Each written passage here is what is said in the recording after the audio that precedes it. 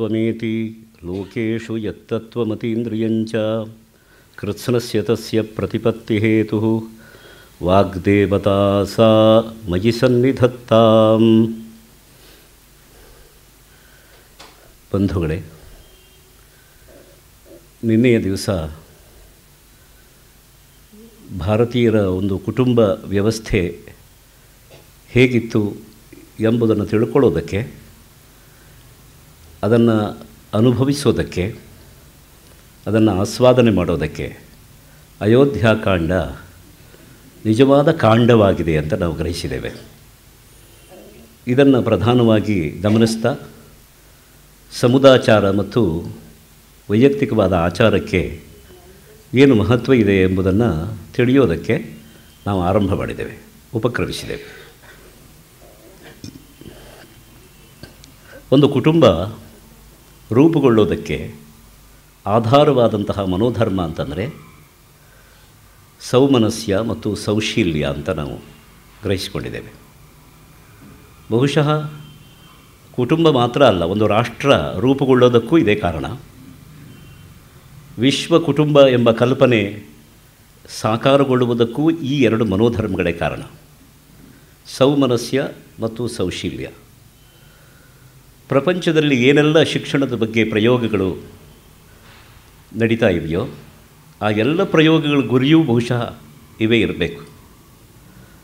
ಆದರೆ ನಿಜವಾದಂತಹ ಸೌಮನಸ್ಯ ಹೇಗಿರ್ತದೆ, ಹೇಗಿರಬೇಕದು, ಮತ್ತು ಅದರಿಂದ ರೂಪುಗೊಂಡಂತಹ ಸೌಶೀಲ್ಯ ಯಾವ ರೀತಿ ಇರ್ತದೆ, ಅದರ ಚರಮ ಸೀಮೆ ಏನು, ಇದನ್ನು ಇಲ್ಲಿಯವರೆಗೂ ಖಚಿತವಾಗಿ ಗುರುತಿಸ್ಕೊಳ್ಳೋಕ್ಕೆ ಆಗಲಿಲ್ಲ ಅಂತ ನಾವು ಅಂದ್ಕೊಳ್ಬೇಕು. ಆರ್ಷ ವಾಂಗ್ಮಯದಲ್ಲಿ ಇದರ ಬಗ್ಗೆ ಅಲ್ಲಲ್ಲಿ ಸ್ಪಷ್ಟವಾದ ಉಲ್ಲೇಖಗಳಿವೆ. ಅದಕ್ಕೆ ಬೇಕಾದಂತಹ ಪ್ರೇರಕವಾದಂತಹ ಮಾತುಗಳು ವಾಂಗ್ಮಯದಲ್ಲಿ ಇದೆ, ಇಲ್ಲ ಅಂತಲ್ಲ. ಆದರೆ ನಿಜವಾದ ಸೌಮನಸ್ಯ ಅಂದರೆ ಏನದು, ಅದು ಹೇಗೆ ರೂಪುಗೊಳ್ಳುತ್ತೆ, ರೂಪುಗೊಂಡ ಸೌಮನಸ್ಯ ಅದು ಚಿರಕಾಲವಾಗಿ ನಿರ್ವಾಹ ಮಾಡ್ತಾ ಇರೋದು ಹೇಗೆ, ಅದಕ್ಕೆ ಯಾವ ಪ್ರಯೋಗವನ್ನು ನಾವು ಇಟ್ಕೊಳ್ಬೇಕು ಎನ್ನುವ ವಿಷಯದಲ್ಲಿ ಈ ಪರಿಕಲ್ಪನೆ ಬೆಳೆದ ಭಾರತ ದೇಶದಲ್ಲೇ ಸೋಲಾಗಿದೆ. ಪರಿಕಲ್ಪನೆ ಬೆಳೆದೇ ಇರುವ ಬೇರೆ ದೇಶಗಳಲ್ಲಿ ಇದರ ಪ್ರಯೋಗಗಳು ಯಶಸ್ಸನ್ನು ಕಾಣುತ್ತವೆ ಅಂತ ಹೇಳೋದಕ್ಕೆ ಸಾಧ್ಯವೇ ಇಲ್ಲ. ಯಾಕೆಂದರೆ ಮನಸ್ಸು ಅಂದರೆ ಏನದು, ಈ ಮನಸ್ಸಿನ ಸ್ವರೂಪವೇನು, ರಚನೆ ಏನು, ಅದರಿಂದ ಒಂದು ಜೀವನಿಗೆ ಈ ಮನಸ್ಸಿನ ಸಂಬಂಧ ಬಂದಾಗ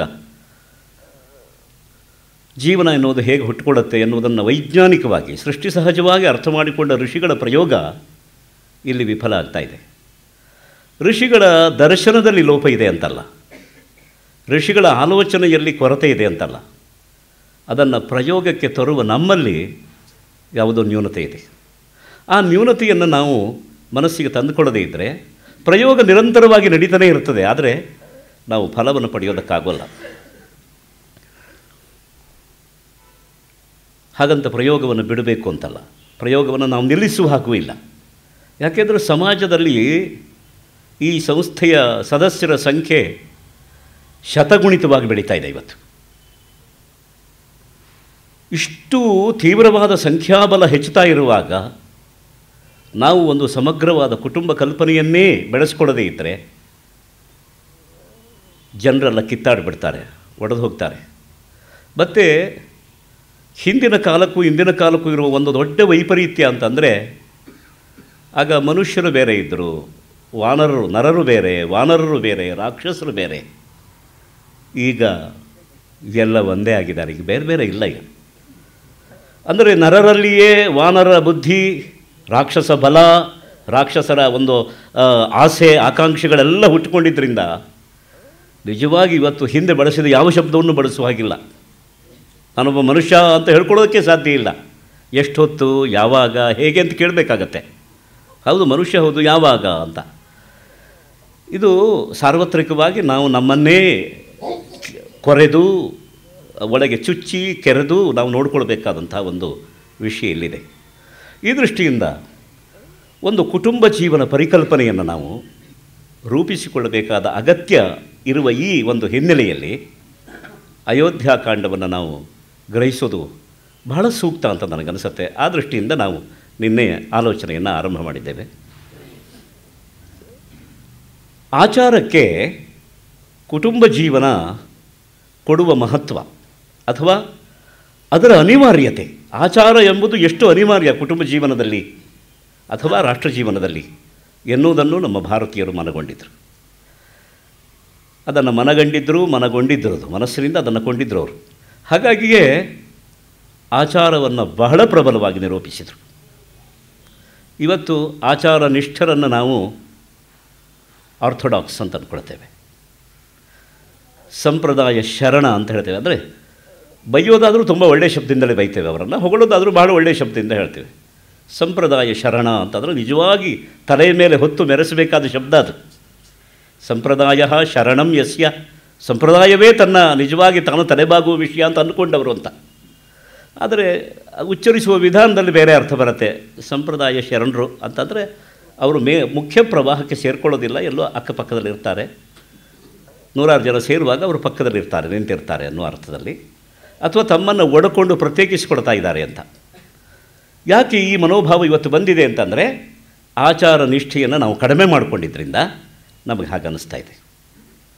ಹಾಗಿದ್ರೆ ಆಚಾರ ನಿಷ್ಠೆ ಬೇಕು ಎಂಬುದು ನಿಜವಾದ ಮಹರ್ಷಿಗಳ ಆಶಯ ಅದು. ಯಾಕೆಂದರೆ ಒಂದು ಮಾತಿದೆ, ನಾವು ಅದನ್ನು ಗಮನಿಸಬೇಕು.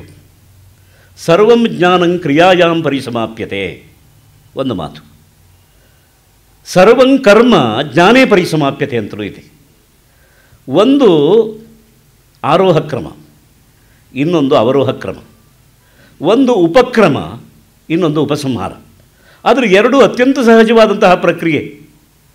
ಸರ್ವಂ ಜ್ಞಾನಂ ಕ್ರಿಯಾಯಾಂ ಪರಿಸಮಾಪ್ಯತೆ ಅಂತ ಆಗಬೇಕು. ನೋಡಿ, ಯಾವುದೇ ತಿಳುವಳಿಕೆ ಆದರೂ ತಿಳುವಳಿಕೆಗಾಗಿ, ಅರಿವಿಗಾಗಿ ಅರಿವು, ಈ ಮಾತಿಗೆ ಅರ್ಥವಿಲ್ಲ ಅಂತ ನಿಜವಾಗಿ. ನಾವು ಅದನ್ನು ಅರ್ಥ ಅಂತ ಅಂದ್ಕೊಂಡಿರಬಹುದು, ನಮ್ಮ ಮನಸ್ಸಿಗೆ ನಾವು ಒಪ್ಪಿಸಿರ್ಬೋದು. ಅರಿವಿಗಾಗಿ ಅರಿವು. ಒಂದು ಕಲ್ಲು ತುಂಡಿದೆ, ಅದನ್ನು ಬಹಳಷ್ಟು ದೃಷ್ಟಿಕೋನದಿಂದ ಅಧ್ಯಯನ ಮಾಡ್ಬೋದು. ಶಿಲಾಖಂಡ, ಶಿಲಾಶಕಲ ಎಲ್ಲ ಅಧ್ಯಯನ ಮಾಡಿ ಆಯಿತು. ಕೆಲವರಿಗೆ ಅದಕ್ಕೊಂದು 10 ವರ್ಷವೇ ಬೇಕಾಗಿರ್ಬೋದು ಅಂತ ಇಟ್ಕೊಳ್ಳೋಣ. ಅದರ ಅನೇಕ ದೃಷ್ಟಿಯಿಂದ ಒಂದು ಕಲ್ಲಿನ ತುಂಡನ್ನು ಚೆನ್ನಾಗಿ ಅಧ್ಯಯನ ಮಾಡಿ ಆಯಿತು. ಸರಿ, ಇಷ್ಟು ತಿಳುವಳಿಕೆಯಿಂದ ಏನು ಮಾಡ್ತೀರಿ ನೀವು ಅದನ್ನು? ಆ ಕಲ್ಲು ನಮ್ಮ ಕಾಲಿಗೆ ಎಡಗು ಹಾಗಿದ್ದರೆ ತೆಗೆದು ಆ ಕಡೆ ಇಟ್ಟರಾಯ್ತು, ಅದನ್ನು ಎಸಿಬೇಕು. ಅಥವಾ ಆ ಕಲ್ಲು ತುಂಡನ್ನು ಯಾವುದೋ ಒಂದು ಮನೆಯ ಕಟ್ಟಡಕ್ಕೆ ನಾವು ಉಪಯೋಗಿಸ್ಕೊಳ್ಬಹುದು. ಅದು ಆ ಕಲ್ಲಿಗೆ ನಿಜವಾಗಿ ಶಿಲೆಗೆ ಆಯುಷ್ಯ ಇದ್ದರೆ ಅದು ಅನೇಕ ಕಾಲ ಮಳೆ, ಬಿಸಿಲು, ಗಾಳಿಗಳ ಹೊಡೆತಕ್ಕೆ ತಡ್ಕೊಂಡು ಬರುತ್ತೆ ಅಂತಾದರೆ ಅದನ್ನು ಮೂರ್ತಿಗೆ ಬಳಸ್ಕೊಳ್ಬಹುದು. ಹೀಗೆ ನೀವು ಬಳಸ್ಕೊಳ್ಳದೇ ಇದ್ದರೆ ಈ ಅರಿವಿಗೆ ಬೆಲೆ ಎಲ್ಲಿದೆ? ಈ ತಿಳುವಳಿಕೆಗೆ ಒಂದು ಸಾರ್ಥಕತೆ ಎಂಬುದು ಎಲ್ಲಿ ಬರುತ್ತೆ? ಇದು ಉಪಕ್ರಮದ ದೃಷ್ಟಿ. ಸರ್ವಂ ಜ್ಞಾನಂ ಕ್ರಿಯಾಯಾಂ ಪರಿಸಮಾಪ್ಯತೆ. ಆದ್ದರಿಂದ ಎಲ್ಲ ಯಾವುದೇ ತಿಳುವಳಿಕೆ ಆಗಿರಬಹುದು, ಪರಮಾಣುವನ್ನೂ ಅಧ್ಯಯನ ಮಾಡಿ, ಇಲ್ಲ ಅಂತಲ್ಲ. ಆ ಅಧ್ಯಯನವನ್ನು ನೀವು ಯಾವುದಕ್ಕೆ ಬಳಸ್ಕೊಳ್ತೀರಿ ಅಂತ. ಅಣುವಿಜ್ಞಾನಿಗಳಿಗೆ ಏನಾಗಿದೆ ಅಂತಂದರೆ, ನಾನು ಸರಾಸಗಟಾಗಿ ಇಡೀ ವಿಜ್ಞಾನವನ್ನು ಟೀಕೆ ಮಾಡ್ತಾ ಇಲ್ಲ, ಎಲ್ಲೋ ಒಂದು ಕಡೆಗೆ ಅದು ಆ ಅರಿವನ್ನು ಹೇಗೆ ಬಳಸ್ಕೊಳ್ಬೇಕು ಅಂತ ಗೊತ್ತಾಗದೆ ತೊಡಕಾಗಿರಬೇಕು ಅಂತ ನನ್ನ ಊಹೆ. ಅಣು ವಿಭಜನೆಯಂತಹ ಒಂದು ಸೃಷ್ಟಿಯ ಅತ್ಯಂತ ಸೂಕ್ಷ್ಮ ಜ್ಞಾನವನ್ನು ಪಡ್ಕೊಂಡು ಅದರಿಂದ ಅಗಾಧವಾದ ಶಕ್ತಿ ಹುಟ್ಟುತ್ತದೆ. ಆ ಶಕ್ತಿಯನ್ನು ಮಾನವ ಕುಲದ ಅಭಿವೃದ್ಧಿಯಾಗಿ ಬಳಸ್ಕೊಳ್ಬಹುದು ಎಂಬುದು ಒಂದು ಸಾಧಾರಣವಾದ ಯೋಜನೆ ಮಾತ್ರ. ಅದನ್ನು ವಿನಾಶಕ್ಕೂ ಬಳಸ್ಕೊಳ್ಬಹುದು ಅಂತಾಯ್ತಲ್ಲ. ಇಡೀ ಪ್ರಪಂಚವನ್ನು ಹಿಡಿಬೂದಿಗೈಯುವಂತಹ ಒಂದು ವಿಚಿತ್ರವಾದ ಆಯುಧವಾಗಿ ಪ್ರಳಯ ಭೈರವನ ಕೈಂಕರ್ಯಕ್ಕೆ ಅದನ್ನು ಬಳಸ್ಕೊಳ್ಳೋ ಹಾಗಾಯ್ತಲ್ಲ. ಯಾಕೆ ಹೀಗಾಯಿತು ಅಂತ ಕೇಳಿದರೆ, ಪರಮಾಣು ವಿಜ್ಞಾನ ನಿಜವಾಗಿ ನಮ್ಮ ಭಾರತ ದೇಶದಲ್ಲೂ ಬಂದಿದೆ. ಅದು ಇವತ್ತು ಬೆಳೆದಷ್ಟು ವೈಶದ್ಯವಾಗಿ ಅದು ಬೆಳೆದೇ ಇರಬಹುದು, ಆದರೆ ಅದರ ಆರಂಭ ನಮ್ಮ ಶಾಸ್ತ್ರಗಳಲ್ಲಿ ಕಂಡು ಬರುತ್ತೆ. ಅದನ್ನು ಯಾಕೆ ಬಳಸ್ಕೊಂಡ್ರು ಅಂತಂದರೆ, ಈ ಪ್ರಪಂಚ ಅಣು ಅಣು ಸೇರಿ ಸೃಷ್ಟಿಗೊಳ್ಳುವಾಗ ಅದು ಎಷ್ಟು ಸೂಕ್ಷ್ಮವಾದ ಪ್ರಕ್ರಿಯೆ. ಈ ಪ್ರಕ್ರಿಯೆಯನ್ನು ನಿಯಂತ್ರಿಸುವಂತಹ ಒಬ್ಬ ಇದ್ದರೆ, ಇರಲೇಬೇಕವನು. ಇಲ್ಲದೇ ಇದ್ದರೆ ಎರಡು ಪರಮಾಣು, ಜಡವಾದಂಥ 2 ಪರಮಾಣುಗಳು ಸೇರೋದಕ್ಕೆ ಸಾಧ್ಯ ಇಲ್ಲ. ಆ ಸೇರೋದಕ್ಕೆ ಬೇಕಾದ ಸಿಸೃಕ್ಷ, ಸೃಷ್ಟಿಗೆ ಬೇಕಾದ ಒಂದು ಆಸೆ, ಒಂದು ಇಚ್ಛೆ ಇದೆಯಲ್ಲ, ಆ ಇಚ್ಛೆ ಆವಿರ್ಭವಿಸಿದ ಆ ಚೇತನ ಅವನನ್ನು ಕಾಣಬೇಕು ಅಂತ ಪರಮಾಣು ವಿಜ್ಞಾನ ಅದಕ್ಕೆ ಸಹಾಯ ಮಾಡ್ತು. ನಾವು ಅಂದುಕೊಂಡಂತಹ ಈ ಸ್ಥೂಲವಾದ ವಸ್ತುಗಳೆಲ್ಲ ಅಣುಗಳಿಂದ ಆದವು, ಅಷ್ಟು ಸೂಕ್ಷ್ಮವಾದ ಒಂದು ಪ್ರಪಂಚದಿಂದ ಬಂದದ್ದಿದು ಅಂತ ಸೂಕ್ಷ್ಮವಾದ ದೃಷ್ಟಿಯನ್ನು ಬೆಳೆಸ್ತಾ ಬೆಳೆಸ್ತಾ ಆ ಅಣುಗಳನ್ನು ಬಳಸಿಕೊಂಡು ಸೃಷ್ಟಿ ಮಾಡುವ ಸೃಷ್ಟಿಕರ್ತನನ್ನು ಕಾಣುವುದಕ್ಕೆ, ಅವನನ್ನು ಕಂಡು ನಮ್ಮ ಬದುಕನ್ನು ಸಾರ್ಥಕಗೊಳಿಸುವುದಕ್ಕೆ ಇದು ಪ್ರೇರಣೆಯನ್ನು ಕೊಡ್ತು. ಸರ್ವಂ ಜ್ಞಾನಂ ಕ್ರಿಯಾಯಾಂ ಪರಿಸಮಾಪ್ಯತೆ. ಆದ್ದರಿಂದ ಕಣಾದನ ಪರಮಾಣು ಸಿದ್ಧಾಂತವು ವೈರಾಗ್ಯಕ್ಕೆ ಕಾರಣವಾಗಿತ್ತು. ಹಾಗೆ ಈ ತಿಳುವಳಿಕೆಯನ್ನು ಒಂದು ಆಚಾರಕ್ಕೆ ಬಳಸಿಕೊಳ್ಳುವ ಗುರುಕುಲ, ಆಚಾರ್ಯ ಕುಲ ಇಲ್ಲದೇ ಇದ್ದರೆ ಯಾವ್ಯಾವುದಕ್ಕೂ ಬಳಸಿಕೊಳ್ಳುವ ಅಪಾಯ ಬರುತ್ತೆ. ಬಹುಶಃ ಬೇರೆ ದೇಶದ ವಿಜ್ಞಾನಿಗಳಿಗೆ ಇದರ ಒಂದು ತೊಡಕಿರಬೇಕು, ಇದರ ಒಂದು ಕೊರತೆ ಇದ್ದಿರಬೇಕು. ಆ ದೃಷ್ಟಿಯಿಂದ ಅವರು ಆ ವಿಷಯದಲ್ಲಿ ಎಡವಿದರೋ ಅಥವಾ ನಿಜವಾದ ಆ ವಿಜ್ಞಾನ ಸೌಧವನ್ನು ಕೆಡವಿದರೋ ನಮಗೆ ಗೊತ್ತಿಲ್ಲ. ಭವಿಷ್ಯದಲ್ಲಿ ನಾವು ಅದನ್ನು ನಿರ್ಧಾರ ಮಾಡಬೇಕಾಗತ್ತೆ. ಈ ದೃಷ್ಟಿಯಿಂದ ಎಲ್ಲ ತಿಳುವಳಿಕೆಯೂ ಕ್ರಿಯೆಯಲ್ಲಿ ಪರ್ಯವಸಾನ ಆಗಬೇಕು ಅಂತಾದರೆ ಯಾವ ಕ್ರಿಯೆ ನಮಗೆ ಬೇಕು, ಆ ಕ್ರಿಯೆ ಹೇಗಿರಬೇಕು ಎನ್ನುವುದಕ್ಕೆ ಋಷಿಗಳ ನೋಟ ಬಹಳ ಪ್ರಧಾನ.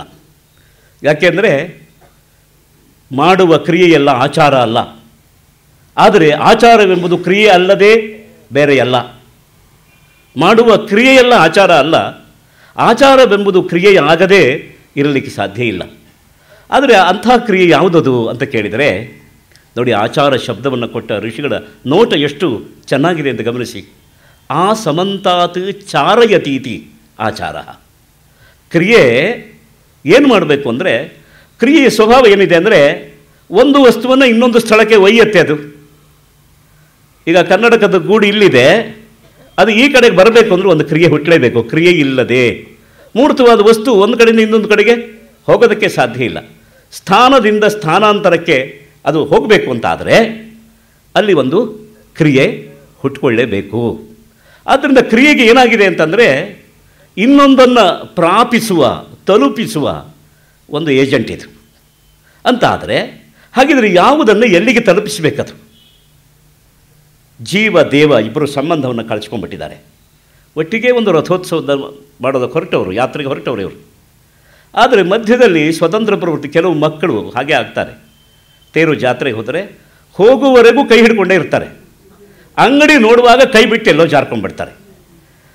ಮನೆಯಿಂದ ಅಂಗಡಿಗೆ ಹೋಗುವವರೆಗೂ ಅವರಿಗೆ ನಾವು ಉಪದೇಶ ಕೊಡೋದೆ, ತಪ್ಪಿಸ್ಕೊಳ್ಬಾರ್ದು, ಭಾಳ ಜನ ಸೇರ್ತಾರೆ, ಆ ಕಡೆ ಈ ಕಡೆ ಹೋದ್ರೆ ನಿನ್ನ ಹುಡ್ಕೋದಕ್ಕಾಗೋಲ್ಲ, ಇಲ್ಲ ನಾನು ನಿನ್ನ ಕೈ ಬಿಡೋದೇ ಇಲ್ಲ ಅಂತ ಅವರೇ ನಮ್ಮ ಕೈ ಹಿಡ್ಕೊಂಡಿರ್ತಾರೆ. ಆದರೆ ಕೈ ಬಿಟ್ಟಿದ್ದು ನಾವು ಕೈ ಬಿಟ್ಟೆವೋ ಅಥವಾ ಅವರು ನಮ್ಮನ್ನು ಕೈ ಬಿಟ್ಟರೋ ನಮಗೆ ಗೊತ್ತೇ ಆಗೋದಿಲ್ಲ.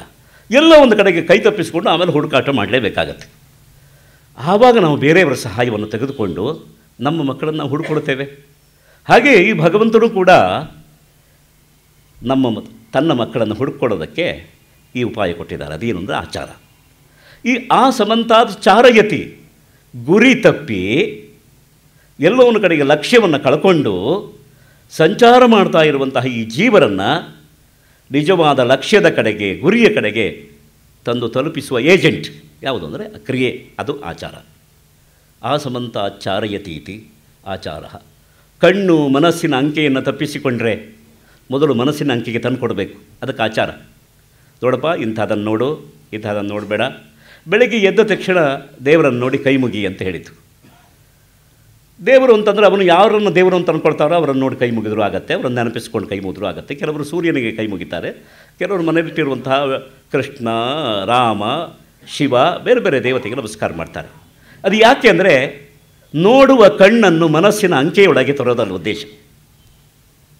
ಕೇಳುವ ಕಿವಿಯನ್ನು ಮನಸ್ಸಿನ ಅಂಕೆಯೊಳಗೆ ತರಬೇಕು. ಅಂದರೆ ಕಣ್ಣನ್ನು ಮನಸ್ಸಿನ ಅಂಕೆಗೆ ತರುವ ವ್ಯಾಪಾರ ಅದು ಆಚಾರ. ಆ ಸಮಂತಾಚಾರಯತಿ. ಎಲ್ಲ ಸೇವಕರಿದ್ದ ಹಾಗೆ ಈ ದೇಹವೆಂಬ ಮನೆಯಲ್ಲಿ ದೇಹಿ ಯಜಮಾನ ಜೀವ ಇದಾನಲ್ಲ, ಅವನ ಪರಿಚರ್ಯೆಗಾಗಿರುವಂತಹ ಸೇವಕರಿದ್ದಾಗೆ ಇಂದ್ರಿಯಗಳೆಲ್ಲ ಭಾಳ ಕೆಲಸ ಮಾಡ್ತಾರೆ ಅವರೆಲ್ಲ, ಇಲ್ಲ ಅಂತಲ್ಲ. ಕೆಲವೊಮ್ಮೆ ಮಾತು ಕೇಳದೆ ಸ್ವತಂತ್ರ ಮನೋವೃತ್ತಿಯ ಪರಿಚಾರಕರು ಹಾಗೆ ಆಗಿಬಿಡ್ತಾರೆ ಅವರು. ಒಂದು 4 ವರ್ಷ ಹೋದ್ಮೇಲೆ ಹಳೆಯ ಆಳು ಮನೆಯಲ್ಲಿ ಸ್ವತಂತ್ರವಾಗಿ ನಿರ್ಣಯ ತಗೊಳ್ತಾರೆ ಅವರು. ಎಷ್ಟು ಸತಿ ಹಾಗಾಗ್ತದೆ, ಈ ಮನೆಯಲ್ಲಿ ನಾನು ಎಷ್ಟು ವರ್ಷ ಆಯಿತು ಇದ್ದು ಅಂತ ಹೇಳಿ ಕೊನೆಗೆ ಏನಾಗುತ್ತೆ ಅಂದರೆ ಇಂಥ ತರಕಾರಿಯನ್ನೇ ತರಬೇಕು ಅಂತ ಯಜಮಾನಿಗೆ ಬೇಕಾದರೂ ಅವರು ಆಜ್ಞೆ ಮಾಡಿಬಿಡ್ತಾರೆ. ಆದರೆ ಯಾಕೆ ಹೀಗಾಯಿತು? ಸೌಲಭ್ಯ, ಅತಿಯಾದ ಸೌಲಭ್ಯ, ಪರಿಚಯ, ಅಭ್ಯಾಸ. ಹಾಗೆ ಈ ಇಂದ್ರಿಯಗಳೆಲ್ಲ ಸ್ವತಂತ್ರವಾಗಿ ನಡ್ಕೊಳ್ಳೋಕ್ಕೆ ಶುರುವಾದಾಗ ಅದನ್ನು ಮನಸ್ಸಿನ ಅಂಕೆಗೆ ತರುವುದಕ್ಕೆ ಎಷ್ಟು ಆಚಾರ. ನಾವು ಯೋಚನೆ ಮಾಡಿ, ಬೆಳಗಿನ ಸ್ನಾನ ಪಾನಾದಿಗಳಿಂದ ಹಿಡಿದು ಸಾಯಂಕಾಲ ಮಲಗುವವರೆಗೆ ನಮ್ಮ ಆಚಾರಗಳೆಲ್ಲ ಇಂದ್ರಿಯಗಳನ್ನು ವಶಕ್ಕೆ ತರುವಂತಹ ಆಚಾರಗಳಾಗಿವೆ. ನಾವು ಅದನ್ನು ಸಾರ್ಥಕವಾಗಿ ಮಾಡಬೇಕಷ್ಟೇ. ಸಾರ್ಥಕವಾಗಿ ಮಾಡದೆ ಪೂರ್ಣ ಮನಸ್ಸಿನಿಂದ ಮಾಡದೇ ಇದ್ದರೆ ಅದು ಆಚಾರವಾಗೋದಿಲ್ಲ, ಅದು ಬರೀ ಚಾರವಾಗಿಬಿಡುತ್ತೆ. ಯಾಕೆಂದರೆ ಗುರಿ ಇಲ್ಲ, ಗುರಿ ತಪ್ಪಿಕೊಂಡು ಬಿಡುತ್ತೆ. ಹಾಗಾಗಿ ಮತ್ತೆ ಅನೇಕ ಆಚಾರಗಳು ಮೂಢ ಆಗೋದಲ್ಲಿ. ಮೂಢ ಅಂದರೆ ತಪ್ಪು ಅಂತ ನಾವು ಎಷ್ಟು ಸತಿ ಗ್ರಹಿಸ್ಕೊಳ್ತೇವೆ. ಮೂಢ ಅಂದರೆ ಮುಗ್ಧ ಮೂಢ ಎರಡು ಹತ್ತಿರವಾಗಿರೋ ಶಬ್ದ. ಯಾವ ಕಾರ್ಯಕಾರಣ ವಿಜ್ಞಾನದಿಂದ ಆಚಾರ ಬಂದಿದೆಯೋ ಅದನ್ನು ಅರ್ಥ ಮಾಡ್ಕೊಳ್ಳೋದಿದ್ದಾಗ ಮೂಢ, ಮುಗ್ಧವಾಗಿರುತ್ತೆ, ಅದು ಗೊತ್ತಿಲ್ಲ, ಅದಷ್ಟೇ. ಮಾಡೋ ಕೆಲಸ ತಪ್ಪು ಅಂತಲ್ಲ. ಈ ಮೂಢಾಚಾರ ಅಂತಂದರೆ ಮಾಡೋ ಕೆಲಸವೇ ತಪ್ಪು ಅಂತ ಅಂದ್ಕೊಂಡ್ಬಿಡ್ತೇವೆ. ಅಲ್ಲ, ಆಚಾರ ಮುಗ್ಧವಾಗಿದೆ, ಅದಕ್ಕೆ ಬೇಕಾದ ಕಾರ್ಯಕಾರಣ ಭಾವ ವಿಜ್ಞಾನ ಇಲ್ಲ ಅಂತ ಅಷ್ಟೇ ಅರ್ಥ. ಆದ್ದರಿಂದ ನಮ್ಮ ಆಚಾರ ಮೂಢವಾಗದೇ ಇದ್ದಾಗ ಅದಕ್ಕೆ ವಿವೇಚನೆಯನ್ನು, ವಿವೇಕವನ್ನು ತಂದುಕೊಡಬೇಕಾಗ್ತದೆ. ಹೀಗೆ ಇಂದ್ರಿಯಗಳನ್ನು ತನ್ನ ಅಂಕೆಯಲ್ಲಿ ತಂದಂತಹ ಮನಸ್ಸು ಜೀವನ ಯಜಮಾನನ ಅಂಕೆಗೆ ಬರಬೇಕದು. ಈ ಮನಸ್ಸು ಹೆಂಡತಿ ಇದ್ದ ಹಾಗೆ. ದಯವಿಟ್ಟು ಯಾರೂ ತಪ್ಪು ತಿಳ್ಕೊಳ್ಬಾರ್ದು, ಏನು ಮನಸ್ಸಿನ ಸ್ಥಾನ ಕೊಟ್ಬಿಟ್ರಿ ಅಂತ. ಯಾಕಂದರೆ ಮನಸ್ಸಿನ ಸ್ಥಾನವೇ ಅದಕ್ಕಿರೋದು. ಮನಸ್ಸು ಬಹಳ ಸೂಕ್ಷ್ಮ, ಅದ್ರ ಎಲ್ಲ ಕಡೆಗೆ ಸಂಚಾರ ಮಾಡುತ್ತೆ, ಎಲ್ಲದಕ್ಕೂ ಪ್ರಚೋದನೆ ಕೊಡುತ್ತೆ. ಈಗ ಏನಾಗಿಬಿಟ್ಟಿದೆ ಅದು ಎಷ್ಟು ಅಂತಂದರೆ, ಈ ಗಂಡನ ಮಾತು ಕೇಳದೆ ಹೆಂಡತಿ ಹಾಗಾಗ್ಬಿಟ್ಟಿದೆ.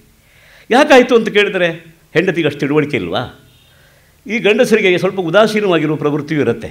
ಯಾರ ಮನೆಯಲ್ಲಿ ಗಂಡಸರು ಉದಾಸೀನವಾಗಿರ್ತಾರೋ ಅವ್ರ ಮೇಲೆ ಹೆಂಗಸರು ಪ್ರಬಲವಾಗ್ತಾರೆ. ತಪ್ಪಿಲ್ಲ, ಅದು ಸಹಜ, ಅದು ಕೆಲಸ ಆಗಬೇಕಲ್ಲ. ಆ ದೃಷ್ಟಿಯಿಂದ ಈ ಮನಸ್ಸೇನಾಗಿದೆ ಅಂತಂದರೆ, ಇಂದ್ರಿಯಗಳನ್ನು ತನ್ನ ಅಂಕೆಯಲ್ಲಿ ಇಟ್ಟುಕೊಂಡ್ರೂ ಜೀವನ ಯಜಮಾನನ ಅಂಕೆಗೆ ಬರೋದಿಲ್ಲ. ಆ ಅಂಕೆಗೆ ತರೋದಕ್ಕೆ ಎಷ್ಟು ಆಚಾರಗಳು. ಆದ್ದರಿಂದ ನಮ್ಮ ಯಾವ ಆಚಾರವನ್ನು ನಾವು ಮೂಢ ಅಂತ ಒಮ್ಮೆಲೇ ಸಾರಾಸಗಟಾಗಿ ನಿರಾಕರಣೆ ಮಾಡೋ ಹಾಗಿಲ್ಲ.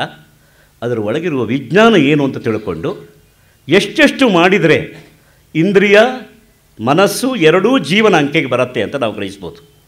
ಇದೆಷ್ಟು ಪ್ರಾಥಮಿಕ ಸ್ತರ ಮಾತ್ರ. ಈ ಆಚಾರದ ಪ್ರೌಢ ಸ್ತರ ಯಾವುದು ಅಂತ ಕೇಳಿದರೆ, ಇಷ್ಟೂ ಸಮುದಾಯವನ್ನು ಪಡ್ಕೊಂಡ ಯಜಮಾನ ಜೀವ ದೇವರ ಅಂಕೆಗೆ ಬರಬೇಕು. ಈ ದೇವ ಎಲ್ಲಿದ್ದಾನೆ ಅಂತಂದರೆ ಎಲ್ಲೆಲ್ಲೋ ಹುಡುಕಬೇಡಿ, ನಮ್ಮ ಹೃದಯದಲ್ಲೇ ಇದ್ದಾನೆ. ನೋಡಿ, ಎದೆ ಮುಟ್ಕೊಂಡ್ರೆ ಢವ ಢವ ಅಂತ ಸದ್ದು ಬರುತ್ತೆ. ದೇವ ಜೀವ ಇಬ್ಬರು ಸಂವಾದ ಮಾಡುವ ಸ್ಥಳ ಅದು ಅಂತ ಯೋಗಿಗಳು ಹೇಳ್ತಾರೆ. ನಮಗೆ ಗೊತ್ತಿಲ್ಲ, ನಮಗೆ ಸದ್ದು ಮಾತ್ರ ಕೇಳುತ್ತೆ. ಭಯ ಆದರೆ ಸದ್ದು ಹೆಚ್ಚಾಗತ್ತೆ, ಸಂತೋಷ ಆದರೆ ಸದ್ದು ಹೆಚ್ಚಾಗತ್ತೆ, ನಾವು ಓಡಿದರೆ ಸದ್ದು ಹೆಚ್ಚಾಗತ್ತೆ, ಇಷ್ಟೇ ಗೊತ್ತು. ಆದರೆ ಅದನ್ನು ಆಲಿಸುವ, ಆ ಸದ್ದನ್ನು ಆಲಿಸಿ ನಿಜವಾಗಿ ಏನು ಸಂವಾದ ನಡೀತಾ ಇದೆ ಅನ್ನೋದನ್ನು ನಾವು ಗ್ರಹಿಸ್ಕೊಡ್ತಾ ಇಲ್ಲ. ಅಂದರೆ ಅಕ್ಕಪಕ್ಕದಲ್ಲಿ ಮೈ ತಗಲಿಸಿಕೊಂಡೇ ಇದ್ದಾರೆ ಅವರು, ಜೀವದೇವ. ಮಧ್ಯದಲ್ಲಿ ಬಹಳ ತೆಳುವಾದ ಒಂದು ತಿರಸ್ಕರಿಣಿ ತೆರೆ ಇದೆ. ಈ ತೆರೆ ಸರಿಸಿ ಒಬ್ಬರನ್ನೊಬ್ಬರು ನೋಡಿದ್ರಾಯ್ತು ಅವರು. ಹೇಗೆ ಅಂದರೆ, ಮದುವೆಯಲ್ಲಿ ಅಂತರ್ಧಾನ ಪಟ ಅಂತ ಹಿಡಿತಾರಲ್ಲ ಹಾಗೆ. ಗಂಡ ಹೆಂಡತಿ ಆಗುವವರವರು ಒಬ್ಬರನ್ನೊಬ್ಬರು ನೋಡಬೇಕು, ಆದರೆ ಮೊದಲು ಒಂದೇ ಸಾರಿ ದೃಷ್ಟಿ ಬಿಡೋದು ಬೇಡ ಅಂತ ಹೇಳಿ ಅಂತರ್ಧಾನ ಪಟ, ಒಂದು ಸಂಯಮ ಇರಲಿ ಅಂತ, ಬೇಗ ನೋಡಿ ಮಾಲೆ ಹಾಕ್ಬಿಡ್ಬೇಕು ಅನ್ನುವ ತವಕ ಬರಬಾರ್ದು ಅನ್ನೋ ದೃಷ್ಟಿಯಿಂದ ಈ ಅಂತರ್ಧಾನ ಪಟ ಅಂತ ಇರ್ತದೆ. ಹಾಗೆ ಈ ಹೃದಯದಲ್ಲಿ ನಾಡಿಗಳೆಂಬ ಅಂತರ್ಧಾನ ಪಟ ಜೀವನನ್ನು ದೇವನನ್ನು ಸಂವಾದ ಮಾಡಲಿಕ್ಕೆ ಕೊಡ್ತಾ ಇಲ್ಲ. ಈ ಜೀವ ದೇವನ ಅಂಕೆಯೊಳಗೆ ಬರೋದಕ್ಕೆ ಬೇಕಾದಂತಹ ಒಂದು ಮಾರ್ಗದರ್ಶನ ಮತ್ತು ಒಂದು ಏಜೆನ್ಸಿ ಮಾಡ್ತಾ ಇರೋದು ಆಚಾರ. ಆದ್ದರಿಂದ ಆಚಾರವೆಂಬುದು ಅತ್ಯಂತ ಪ್ರಬಲ. ಈ ಆಚಾರವೇ ವೈಯಕ್ತಿಕವಾಗಿ ಮತ್ತು ಸಮುದಾಚಾರದ ದೃಷ್ಟಿಯಲ್ಲಿ, ಸಮುದಾಯದ ಆಚಾರ ಇದ್ದಾಗ ಒಂದು ಕುಟುಂಬ, ರಾಷ್ಟ್ರ ನಿರ್ಮಾಣ ಆಗತ್ತೆ. ರಾಷ್ಟ್ರವೆಂಬ ವಿಶ್ವಂಭರನ, ವಿಶ್ವೇಶ್ವರನ ಕುಟುಂಬ ನಿರ್ಮಾಣ ಆಗೋದಾಗ ನಮ್ಮಲ್ಲಿ ರಾಷ್ಟ್ರವನ್ನು ನಾವು ವಿಶ್ವಂಭರನ ಕುಟುಂಬ ಅಂತ ಹೇಳ್ತೇವೆ. ಆ ಕುಟುಂಬದಲ್ಲಿ ನೂರಾರು ಸಾವಿರಾರು ಕುಟುಂಬಗಳಿರ್ತವೆ.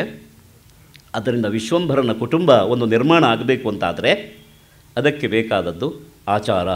ಹಾಗಾಗಿಯೇ ಆಚಾರ ಪ್ರಭವೋ ಧರ್ಮ, ಧರ್ಮಸ್ಯ ಪ್ರಭುರಚ್ಯುತಃ ವ್ಯಾಸರಾಡಿದಂತಹ ಮಾತಿದು. ಸರ್ವಾಗಮಾನಾಂ ಆಚಾರ ಪರಮಂ ಪರಿಕಲ್ಪ್ಯತೆ. ಎಲ್ಲ ಶಾಸ್ತ್ರಗಳು ಹೇಳ್ತಾ ಇರೋದು ಯಾವುದನ್ನು ಅಂತಂದರೆ ಆಚಾರವನ್ನು. ಎಲ್ಲ ಶಾಸ್ತ್ರಗಳ ತಾತ್ಪರ್ಯ, ಎಲ್ಲ ವಿಜ್ಞಾನದ ತಾತ್ಪರ್ಯ ಏನು ಅಂತಂದರೆ ಆಚಾರ ಎಂಬುದು. ಹೀಗಾಗಿ ಈ ಆಚಾರ ವಿಜ್ಞಾನ ಎಂಬುದು ನಮ್ಮ ದೇಶದಲ್ಲಿ ಬಹಳ ಕಾಲದಿಂದ, ಸಾವಿರಾರು ವರ್ಷಗಳಿಂದ ಬೆಳ್ಕೊಂಡು ಬಂದಿದೆ. ನಾವು ಇವತ್ತು ಏಕಾಏಕಿ ಅದನ್ನು ತ್ಯಾಗ ಮಾಡ್ತಾ ಇದ್ದೇವೆ. ಕಾರಣ ಏನು ಅಂದರೆ, ಒಂದೊಂದು ಆಚಾರದ ಹಿಂದೂ ಏನಿದೆ ಅಂತ ಗೊತ್ತಿಲ್ಲ. ಎರಡು ಕಾರಣ, ಒಂದು ನಮಗೆ ಅನವಧಾನ, ಇನ್ನೊಂದು ಅವಜ್ಞೆ, ತಿರಸ್ಕಾರ. ಒಂದು ಅಜ್ಞಾನ, ಇನ್ನೊಂದು ತಿರಸ್ಕಾರ. ಈ ಎರಡು ಕಾರಣದಿಂದ ನಾವು ಎಲ್ಲ ಆಚಾರವನ್ನು ಬಿಡ್ತಾ ಇದ್ದೇವೆ. ಎಷ್ಟು ಸುಲಭ ಮಾಡಿದ್ದಾರೆ ಅಂತಂದರೆ, ನೂರಾರು ಸಾವಿರಾರು ಯಜ್ಞ ಯಾಗಗಳನ್ನು ಹೇಳಿದಂತಹ ಶ್ರುತಿ ನೀನು ಮಾಡುವ ಕೆಲಸವನ್ನೇ ಯಜ್ಞವಾಗಿಸುವಂತಲೂ ಹೇಳಿದೆ. ಒಬ್ಬ ಏನೂ ಮಾಡೋದಿಲ್ಲ, ಶ್ವಾಸ ನಿಶ್ವಾಸಗಳನ್ನು ಮಾತ್ರ ಬರೀ ಉಸಿರಾಡ್ತಾನೆ, ಉಸಿರಾಟವನ್ನೇ ಯಜ್ಞ ಮಾಡೋದನ್ನು ಹೇಳಿದೆ. ನೋಡಪ್ಪ, ಒಂದು ದಿವಸಕ್ಕೆ ಇಷ್ಟು ಶ್ವಾಸ ನಿಶ್ವಾಸಗಳನ್ನು ನೀವು ಮಾಡಿದರೆ ಕ್ರಮವತ್ತಾಗಿ ಅದನ್ನು ಆಯಾಮ, ಆ ಪ್ರಾಣಗಳನ್ನು ಆಯಾಮ ಮಾಡಿಕೊಂಡು ದೀರ್ಘ ಮಾಡಿಕೊಂಡು ವಿಸ್ತಾರ ಮಾಡಿಕೊಂಡು ಆ ಸಂಖ್ಯೆಗೆ ತಂದಿಳಿಸಿ, ಅದೇ ಒಂದು ಜಪ ಆಗತ್ತೆ. ಅದಕ್ಕೆ ಅಜಪ ಅಂತ ಹೆಸರು. ಅದೇ ಒಂದು ಯಜ್ಞ ಆಗತ್ತೆ. ಶ್ವಾಸ ನಿಶ್ವಾಸವೇ ಒಂದು ಯಜ್ಞ ಆಗತ್ತೆ ಅಂತ ಹೇಳಿದೆ. ಅಂದರೆ ಯಾವ ಕ್ರಿಯೆಯನ್ನು ನಾವು ಯಜ್ಞ ಮಾಡ್ಕೊಳ್ಬೋದು. ಈ ದೃಷ್ಟಿಯಿಂದ ನೋಡಿದರೆ ಯಾವ ಕ್ರಿಯೆಯನ್ನು ನಾವು ಆಚಾರವಾಗಿ ಮಾಡ್ಕೊಳ್ಬೋದು. ಇಂದ್ರಿಯಗಳನ್ನು ಅಂತರಿಂದ್ರಿಯವಾದ ಮನಸ್ಸಿನ ವಶಕ್ಕೆ ತಂದು, ಮನಸ್ಸನ್ನು ಜೀವ ವಶಕ್ಕೆ ತಂದು, ಜೀವನನ್ನು ದೇವ ವಶಕ್ಕೆ ತರುವಂತಹ ನಮ್ಮ ಆಚಾರ ವಿಜ್ಞಾನ ಇದು. ಇದರ ಬಗ್ಗೆ ಹಗುರವಾದ ಮಾತಾಡಿ ಹಗುರವಾದ ಮನಸ್ಸನ್ನು ನಾವು ಬೆಳೆಸ್ಕೊಂಡಿದ್ದರಿಂದ ಇವತ್ತು ಅದನ್ನೆಲ್ಲ ಕಳ್ಕೊಳ್ತಾ ಇದ್ದೇವೆ. ನಮಗೆ ಗೊತ್ತಿಲ್ಲ. ಆಚಮನ ಮಾಡ್ತಿರಲ್ಲ, ತ್ರಿರಾಚಮ್ಯ, ಋಗ್ವೇದಾಯ ಸ್ವಹ, ಯಜುರ್ವೇದಾಯ ಸ್ವಹ, ಸಾಮವೇದಾಯ ಸ್ವಹ. ಏನ್ರಿ ಇದು? ಏನು 3 ಸ್ಪೂನ್ ನೀರು ಕುಡಿಯೋದಾ? ಏನು ಬಾಯಾರಿಕೆ ಅದು ಒಂದು ಲೋಟ ಕುಡೀರಿ ಅಂತ ಹೇಳಿದರೆ ಎಷ್ಟು ಹಗುರವಾಗಿ ನಾವು ಭಾವಿಸ್ಕೊಂಡಾಗ ಆಯ್ತಲ್ಲ. ಈ ಪ್ರಪಂಚದ ಸೃಷ್ಟಿಯ ವಿಕಾಸವನ್ನು, ವಿಸ್ತಾರವನ್ನು ತಿಳಿಸುವ ವಾಂಗ್ಮಯ, ಅದನ್ನು ಒಂದು ಆಪೋಷಣವಾಗಿ ತೆಗೆದುಕೊಳ್ತಾ ನಮ್ಮ ದೇಹ ಧಾತುಗಳಿಗೆಲ್ಲ ಆ ಸ್ಮರಣೆಯ ಬಲವನ್ನು ಕೊಡ್ತಾ, ಈ ಭಾವನಾ ಎಂಬ ಒಂದು ಬಲ ಇದೆಯಲ್ಲ, ಭಾವಿಸಿಕೊಳ್ಳುವ ಬಲ ಎಷ್ಟು ಅಗಾಧವಾದದ್ದು. ಅದು ಬಹಳ ಕುಡಿಬೇಕಾದ್ದಿಲ್ಲ, 3 ಲೋಟ ನೀರು ಕುಡಿಬೇಕಾದ್ದಿಲ್ಲ. ಒಂದು ಉದ್ದಿನ ಕಾಳು ನೆನೆಯುವಷ್ಟು ಅಷ್ಟೇ ನೀರು ಕುಡಿದ್ರೂ ಆಗತ್ತೆ. ಅದರಿಂದ ಸಂಸ್ಕಾರ ಸಿಗತ್ತೆ. ಅದು ಭಾವನಾ ಎಂಬುದು ಭಾಳ ಮುಖ್ಯ. ನಾವು ಆಚಾರವನ್ನು ಹಗುರವಾಗಿ ನೋಡ್ತೇವೆ. ಏನ್ರಿ ಇದು? ಕೆಲವು ಕಡೆ ಭೂಸ್ವಾಹ, ಭುವಸ್ವಾಹ, ಸ್ವಸ್ವಾಹ ಅಂತಿದೆ. 3 ಲೋಕಗಳನ್ನೇ ನಾವು ಪ್ರತಿನಿಧೀಕರಿಸಿ ನಮ್ಮ ದೇಹದಲ್ಲಿ ಆ ಕೇಂದ್ರಗಳನ್ನು ಎಚ್ಚರಿಸಿಕೊಳ್ಳುವುದಕ್ಕೆ ಬಳಸಿಕೊಳ್ಳುವಂಥ ಒಂದು ವಿಜ್ಞಾನ ಅದು. ನಾವು ಅದನ್ನು ಕಳ್ಕೊಂಡು ಬಿಟ್ಟಿದ್ದೇವೆ. ಆದ್ದರಿಂದ ಆಚಾರದ ಬಗ್ಗೆ ನಮಗೆ ಯಾವುದೇ ರೀತಿಯ ಒಂದು ಆದರ ಉಳಿದಿಲ್ಲ. ಆದರೆ ಅದರ ವಿಜ್ಞಾನ ಬೆಳಿಬೇಕು. ಆ ಆದರವನ್ನು ಬೆಳೆಸಿಕೊಂಡಾಗ ನಮಗೆ ಅರ್ಥ ಆಗ್ತದೆ. ಈ ದೃಷ್ಟಿಯಿಂದ ಅಯೋಧ್ಯಾಕಾಂಡ ಎಂಬುದು ಅತ್ಯಂತ ಪ್ರಧಾನವಾಗಿದೆ. ಎಲ್ಲೆಲ್ಲಿ ಆ ಪ್ರಸಂಗಗಳನ್ನು ವಿವರಿಸುವಾಗ ನಾನು ಅಲ್ಲಲ್ಲಿ ಅದನ್ನು ವಿಶದೀಕರಿಸುವುದಕ್ಕೆ ನಾನು ಪ್ರಯತ್ನ ಮಾಡ್ತೇನೆ. ಯಾಕೆಂದರೆ ವಾಲ್ಮೀಕಿಗಳು ಅದನ್ನು ಅಷ್ಟು ಚೆನ್ನಾಗಿ ಅಲ್ಲಿ ಅದನ್ನು ಕೋದಿಟ್ಟಿದ್ದಾರೆ. ಅದನ್ನು ರಾಮನಿಗೆ ಪಟ್ಟಾಭಿಷೇಕ ಮಾಡಬೇಕು ಅಂತ ಒಂದು ನಿರ್ಧಾರ ಮಾಡುವ ಪ್ರಸಂಗ ಮೊದಲು. ಅದು ಬಹಳ ನಿಜವಾಗಿ ಎಲ್ಲರ ಕುತೂಹಲಕ್ಕೆ ಕಾರಣವಾದಂತಹ ಒಂದು ಪ್ರಸಂಗ ಅದು. ದಶರಥ ತನ್ನ ಒಂದು ಹೊಣೆಗಾರಿಕೆಯನ್ನು ರಾಮನ ಶಿರಸ್ಸಿಗೆ ಹಸ್ತಾಂತರಿಸಬೇಕು, ಅದನ್ನು ಅವನ ತಲೆಯಲ್ಲಿ, ಅವನ ಶಿರಸ್ಸಿನಲ್ಲಿ ಇಡಬೇಕು ಅಂತ ಸಂಕಲ್ಪ ಮಾಡ್ತಾನೆ. ಒಂದು ರೂಪಕವಾಗಿ ಅದನ್ನು ಬಳಸ್ತಾ ಇದ್ದಾರೆ. ನಿನ್ನ ತಲೆಯ ಮೇಲೆ ಈ ಕಿರೀಟವನ್ನು ತೊಡಿಸಬೇಕು ಅಂತ ನನಗೆ ಮನಸ್ಸಿಗೆ ಅನಿಸಿದೆ, ನಾನು ನಿಶ್ಚಯ ಮಾಡ್ತಾ ಇದ್ದೇನೆ ಅಂತ. ಅಂದರೆ ಕಿರೀಟದಲ್ಲಿ ಅಧಿಕಾರ ಇದೆಯೇ ಅಂತ ನಮಗನ್ಸುತ್ತೆ. ಸಿಂಹಾಸನದಲ್ಲಿ ಅಧಿಕಾರ ಇದೆಯೇ, ಅಥವಾ ಒಂದು ಖಡ್ಗದಲ್ಲಿ ಅಧಿಕಾರ ಇದೆಯೇ? ಈ ಅಧಿಕಾರ ಎಂಬುದು ಎಲ್ಲಿದೆ? ಅದು ಹೇಗಿದೆ? ತಲೆಯ ಮೇಲೆ ಒಂದು ಕಿರೀಟ ಇಟ್ಟುಬಿಟ್ರೆ ಅಧಿಕಾರವನ್ನು ನಾವು ಹಸ್ತಾಂತರ ಮಾಡಿದಾಗ ಆಗತ್ಯೆ ಎನ್ನುವುದನ್ನು ನಾವು ಯೋಚನೆ ಮಾಡಬೇಕು.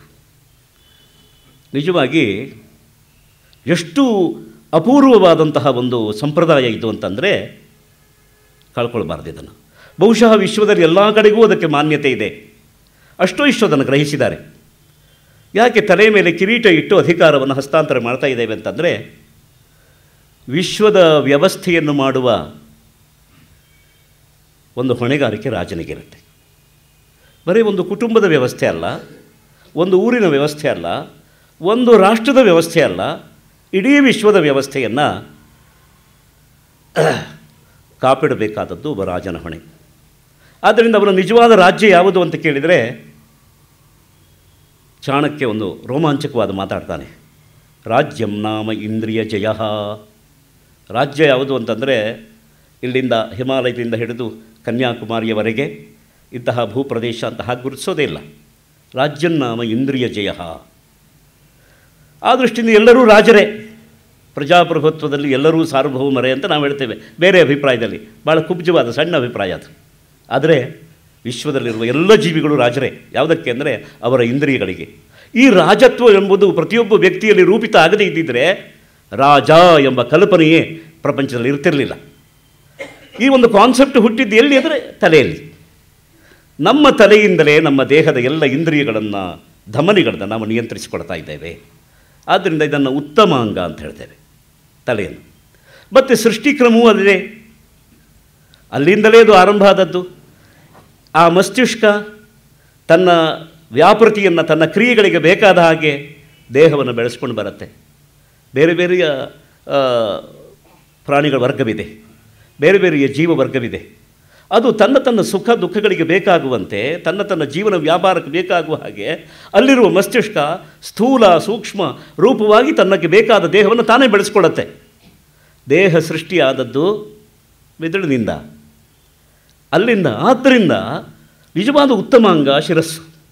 ಈ ಶಿರಸ್ಸಿಗೆ ನಾವು ಕಿರೀಟ ಇಟ್ಟರೆ, ಕಿರೀಟ ಅಂದರೆ ಏನು? ಬೆಳಗುವ ಪದಾರ್ಥ. ಅದು ಬೆಳಕು. ಅದಕ್ಕೆ ನಾವು ಅಲ್ಲಿಂದ ಬೆಳಕನ್ನು ಕಾಣ್ತಾ ಇದ್ದೇವೆ, ಬೆಳಕನ್ನು ಅಪೇಕ್ಷೆ ಪಡ್ತಾ ಇದ್ದೇವೆ ಎನ್ನುವ ಒಂದು ಸಂಕೇತವಾಗಿ ತಲೆ ಮೇಲೆ ಕಿರೀಟ ಇಡ್ತೇವೆ. ಈ ಮಕುಟಧಾರಣ ಎಂಬುದು ನಿಜವಾಗಿ ವಿಶ್ವಸಹಜವಾಗಿ ಬೆಳೆದ ಪ್ರಭುತ್ವವನ್ನು ಆಧರಿಸುವ, ಗೌರವಿಸುವ ಸಂಪ್ರದಾಯ. ಏನ್ರಿ ಅಧಿಕಾರ ಅಂತ ಕೈ ಕೊಟ್ಟರೆ ಆಯ್ತಪ್ಪ. ಕೈಗೆ ಅಧಿಕಾರ ಕೊಡೋದು ಬಂದಿದ್ದೇ ಅಧಿಕಾರದ ಕಲ್ಪನೆ ಕೆಳಗೆ ಬಂದಿದ್ದರಿಂದ. ನಿಜವಾಗಿ ಅಧಿಕಾರ ಕೊಡಬೇಕಾದದ್ದು ತಲೆಗೆ. ಅಧಿಕಾರ ಅಂದರೆ ಏನು? ಅದೊಂದು ಹೊಣೆಗಾರಿಕೆ. ಸಂಸ್ಕೃತದಲ್ಲಿ ಅಧಿಕಾರ ಅಂದರೆ ಅದು ಯಾವುದೋ ಒಂದು ಬೇರೆ ವಸ್ತುವಲ್ಲ, ಭೋಗಕ್ಕೆ ಸಂಬಂಧಪಟ್ಟಿದ್ದಲ್ಲ. ಅಧಿಕಾರ ಅಂದರೆ ರೆಸ್ಪಾನ್ಸಿಬಿಲಿಟಿ, ಒಂದು ಹೊಣೆಗಾರಿಕೆ. ಈ ಹೊಣೆಗಾರಿಕೆಯನ್ನು ತಲೆ ಮೇಲೆ ಇಟ್ಟಿದ್ದು ಯಾಕೆ ಅಂದರೆ ಎಲ್ಲವೂ ವಿವೇಚನೆಯಿಂದ ನಡಿಬೇಕು, ವಿವೇಕದಿಂದ ಆಗಬೇಕು. ತಲೆಯಿಂದ ಕೆಳಗಿಳಿದು ಹೃದಯದ ಮಟ್ಟಕ್ಕೆ ಬಂದಾಗ ಪಕ್ಷಪಾತ ಹುಟ್ಟೋದಲ್ಲಿ ನನ್ನವನು ಅಂತ ಅಂದ್ಕೊಳ್ಳಾಗ ನಾವು ಎದೆ ಮುಟ್ಕೋತೇವೆ. ಇವರೆಲ್ಲ ನನ್ನವರು ಅಂತ ತಲೆ ಯಾರೂ ಮುಟ್ಕೊಳ್ಳಲ್ಲ. ಯಾಕೆಂದರೆ ತಲೆಗೆ ನನ್ನವರು ಅಂತ ಯಾರೂ ಇಲ್ಲ. ನನ್ನವರು ಅಂತ ಇರೋದು ಎದೆಗೆ. ಇವರೆಲ್ಲ ನನ್ನವರು ಅಂತ ಎದೆ ಮುಟ್ಕೊಂಡು ನಮ್ಮವರಲ್ಲ ಅಂತ ನಾವು ತಳ್ಳೋದು ಎಲ್ಲಿಂದ? ಅದು ಎದೆ ಮಟ್ಟಕ್ಕೆ ಬಂದಾಗ, ಅಧಿಕಾರವನ್ನು ಕೈಗೆ ಕೊಟ್ಟಾಗ ಅದು ಎದೆ ಮಟ್ಟಕ್ಕೆ ಬಂತು. ಆಗ ಪಕ್ಷಪಾತ ಬರೋದಕ್ಕೆ ಅವಕಾಶ ಇದೆ. ಈ ದೃಷ್ಟಿಯಿಂದ ನಾವು ಕಿರೀಟವನ್ನು ದಶರಥ ರಾಮನ ತಲೆ ಮೇಲೆ ಇಟ್ಟು ಅಧಿಕಾರವನ್ನು ಹಸ್ತಾಂತರ ಮಾಡುವಂಥ ಒಂದು ಸಂಕಲ್ಪ ಮಾಡ್ತಾನೆ. ಈ ಸಂಕಲ್ಪ ಮಾಡುವುದಕ್ಕೆ ಅವನು ಮೊಟ್ಟ ಮೊದಲು ತೆಗೆದುಕೊಂಡ ಕ್ರಮ ನೋಡಿ. ನಾವು ಪ್ರಜಾಪ್ರಭುತ್ವದ ಅನೇಕ ವಿಕೃತಿಗಳನ್ನು ಕಂಡವರು. ಈ ರಾಜಸತ್ತೆಯಲ್ಲಿರುವ ಪ್ರಕೃತಿಯನ್ನು ನಾವು ವಿರೋಧಿಸಿದವರು. ಆದರೆ ರಾಜಸತ್ತೆಯಲ್ಲೂ ಇಂಥ ಒಂದು ಪ್ರಕೃತಿ ಪ್ರಕಾರ ಇರಬಹುದು, ಪ್ರಜಾಸತ್ತೆಯಲ್ಲೂ ಎಂಥ ವಿಕಾರ ಇರಬಹುದು ಎನ್ನುವುದನ್ನು ನೋಡೋದಕ್ಕೆ ಇದೊಂದು ಒಳ್ಳೆಯ ಅವಕಾಶ. ಒಂದು ಪರಿಷತ್ತನ್ನು ಕರೀತಾರೆ. ಈ ಪರಿಷತ್ತಿನಲ್ಲಿ ಅನೇಕ ಮಾಂಡಲಿಕರಿದ್ದಾರೆ, ಬೇರೆ ಬೇರೆ ರಾಜ್ಯದ ರಾಜರುಗಳಿದ್ದಾರೆ, ಆಮೇಲೆ ಪೌರ ಜಾನಪದರು ಸಹಿತ ಇದ್ದಾರೆ, ಆಚಾರ್ಯ ವರ್ಗದವರಿದ್ದಾರೆ, ಅಮಾತ್ಯ ವರ್ಗದವರಿದ್ದಾರೆ. ಅವರನ್ನೆಲ್ಲ ಕರೆದು ತತಃ ಪರಿಷದಂ ಸರ್ವಾಂ ಆಮಂತ್ರ್ಯ ವಸುಧಾಧಿಪಃ ಹಿತಮುದ್ಧರ್ಷಣಂಚೈವ ಮುವಾಚ ಪ್ರಥಿತಂ ವಚಃ. ಅವರನ್ನೆಲ್ಲ ಕರೆದು ಪ್ರಥಿತಂ ವಚಃ. ಆಗಲೇ ಅದ್ರ ಬಗ್ಗೆ ಮಾತು ಹುಟ್ಟಿತ್ತು. ನಮ್ಮ ರಾಜರಿಗೆ ವಯಸ್ಸಾಗ್ತಾ ಇದೆ, ಮುಂದಕ್ಕೆ ರಾಜ ಆದರೆ ರಾಮನೇ ಆಗಬೇಕು ಅದು. ಆದ್ದರಿಂದ ಈಗಾಗಲೇ ಜನಜನಿತವಾಗಿ ಪ್ರಜೆಗಳ ಮನಸ್ಸಲ್ಲಿ ಹುಟ್ಟಿ ಬಾಯಿಗೆ ಬಂದು ಅಲ್ಲಲ್ಲಿ ಕಿವಿಗೆ ಕೇಳಿ ಬರುವಂತಹ ಮಾತು, ಆ ಮಾತನ್ನು ಹೇಳ್ತಾನೆ. ಆ ಹೇಳೋ ಕ್ರಮ ಅದನ್ನು ನೋಡಬೇಕು. ಎಷ್ಟು ವಾಲ್ಮೀಕಿಗಳು ಒಂದು ಅವರ ಪಿಕ್ಚರೈಸೇಷನ್, ಒಂದು ಚಿತ್ರೀಕರಣ ಎಷ್ಟು ಅದ್ಭುತವಾಗಿದೆ ಅಂತಂದರೆ, ದಶರಥ ಆ ಪರಿಷತ್ನಲ್ಲಿ ಏನು ಒಂದು ಧ್ವನಿಯನ್ನು ಕೊಟ್ಟ, ಅದು ಬಹಳ ಮುಖ್ಯ.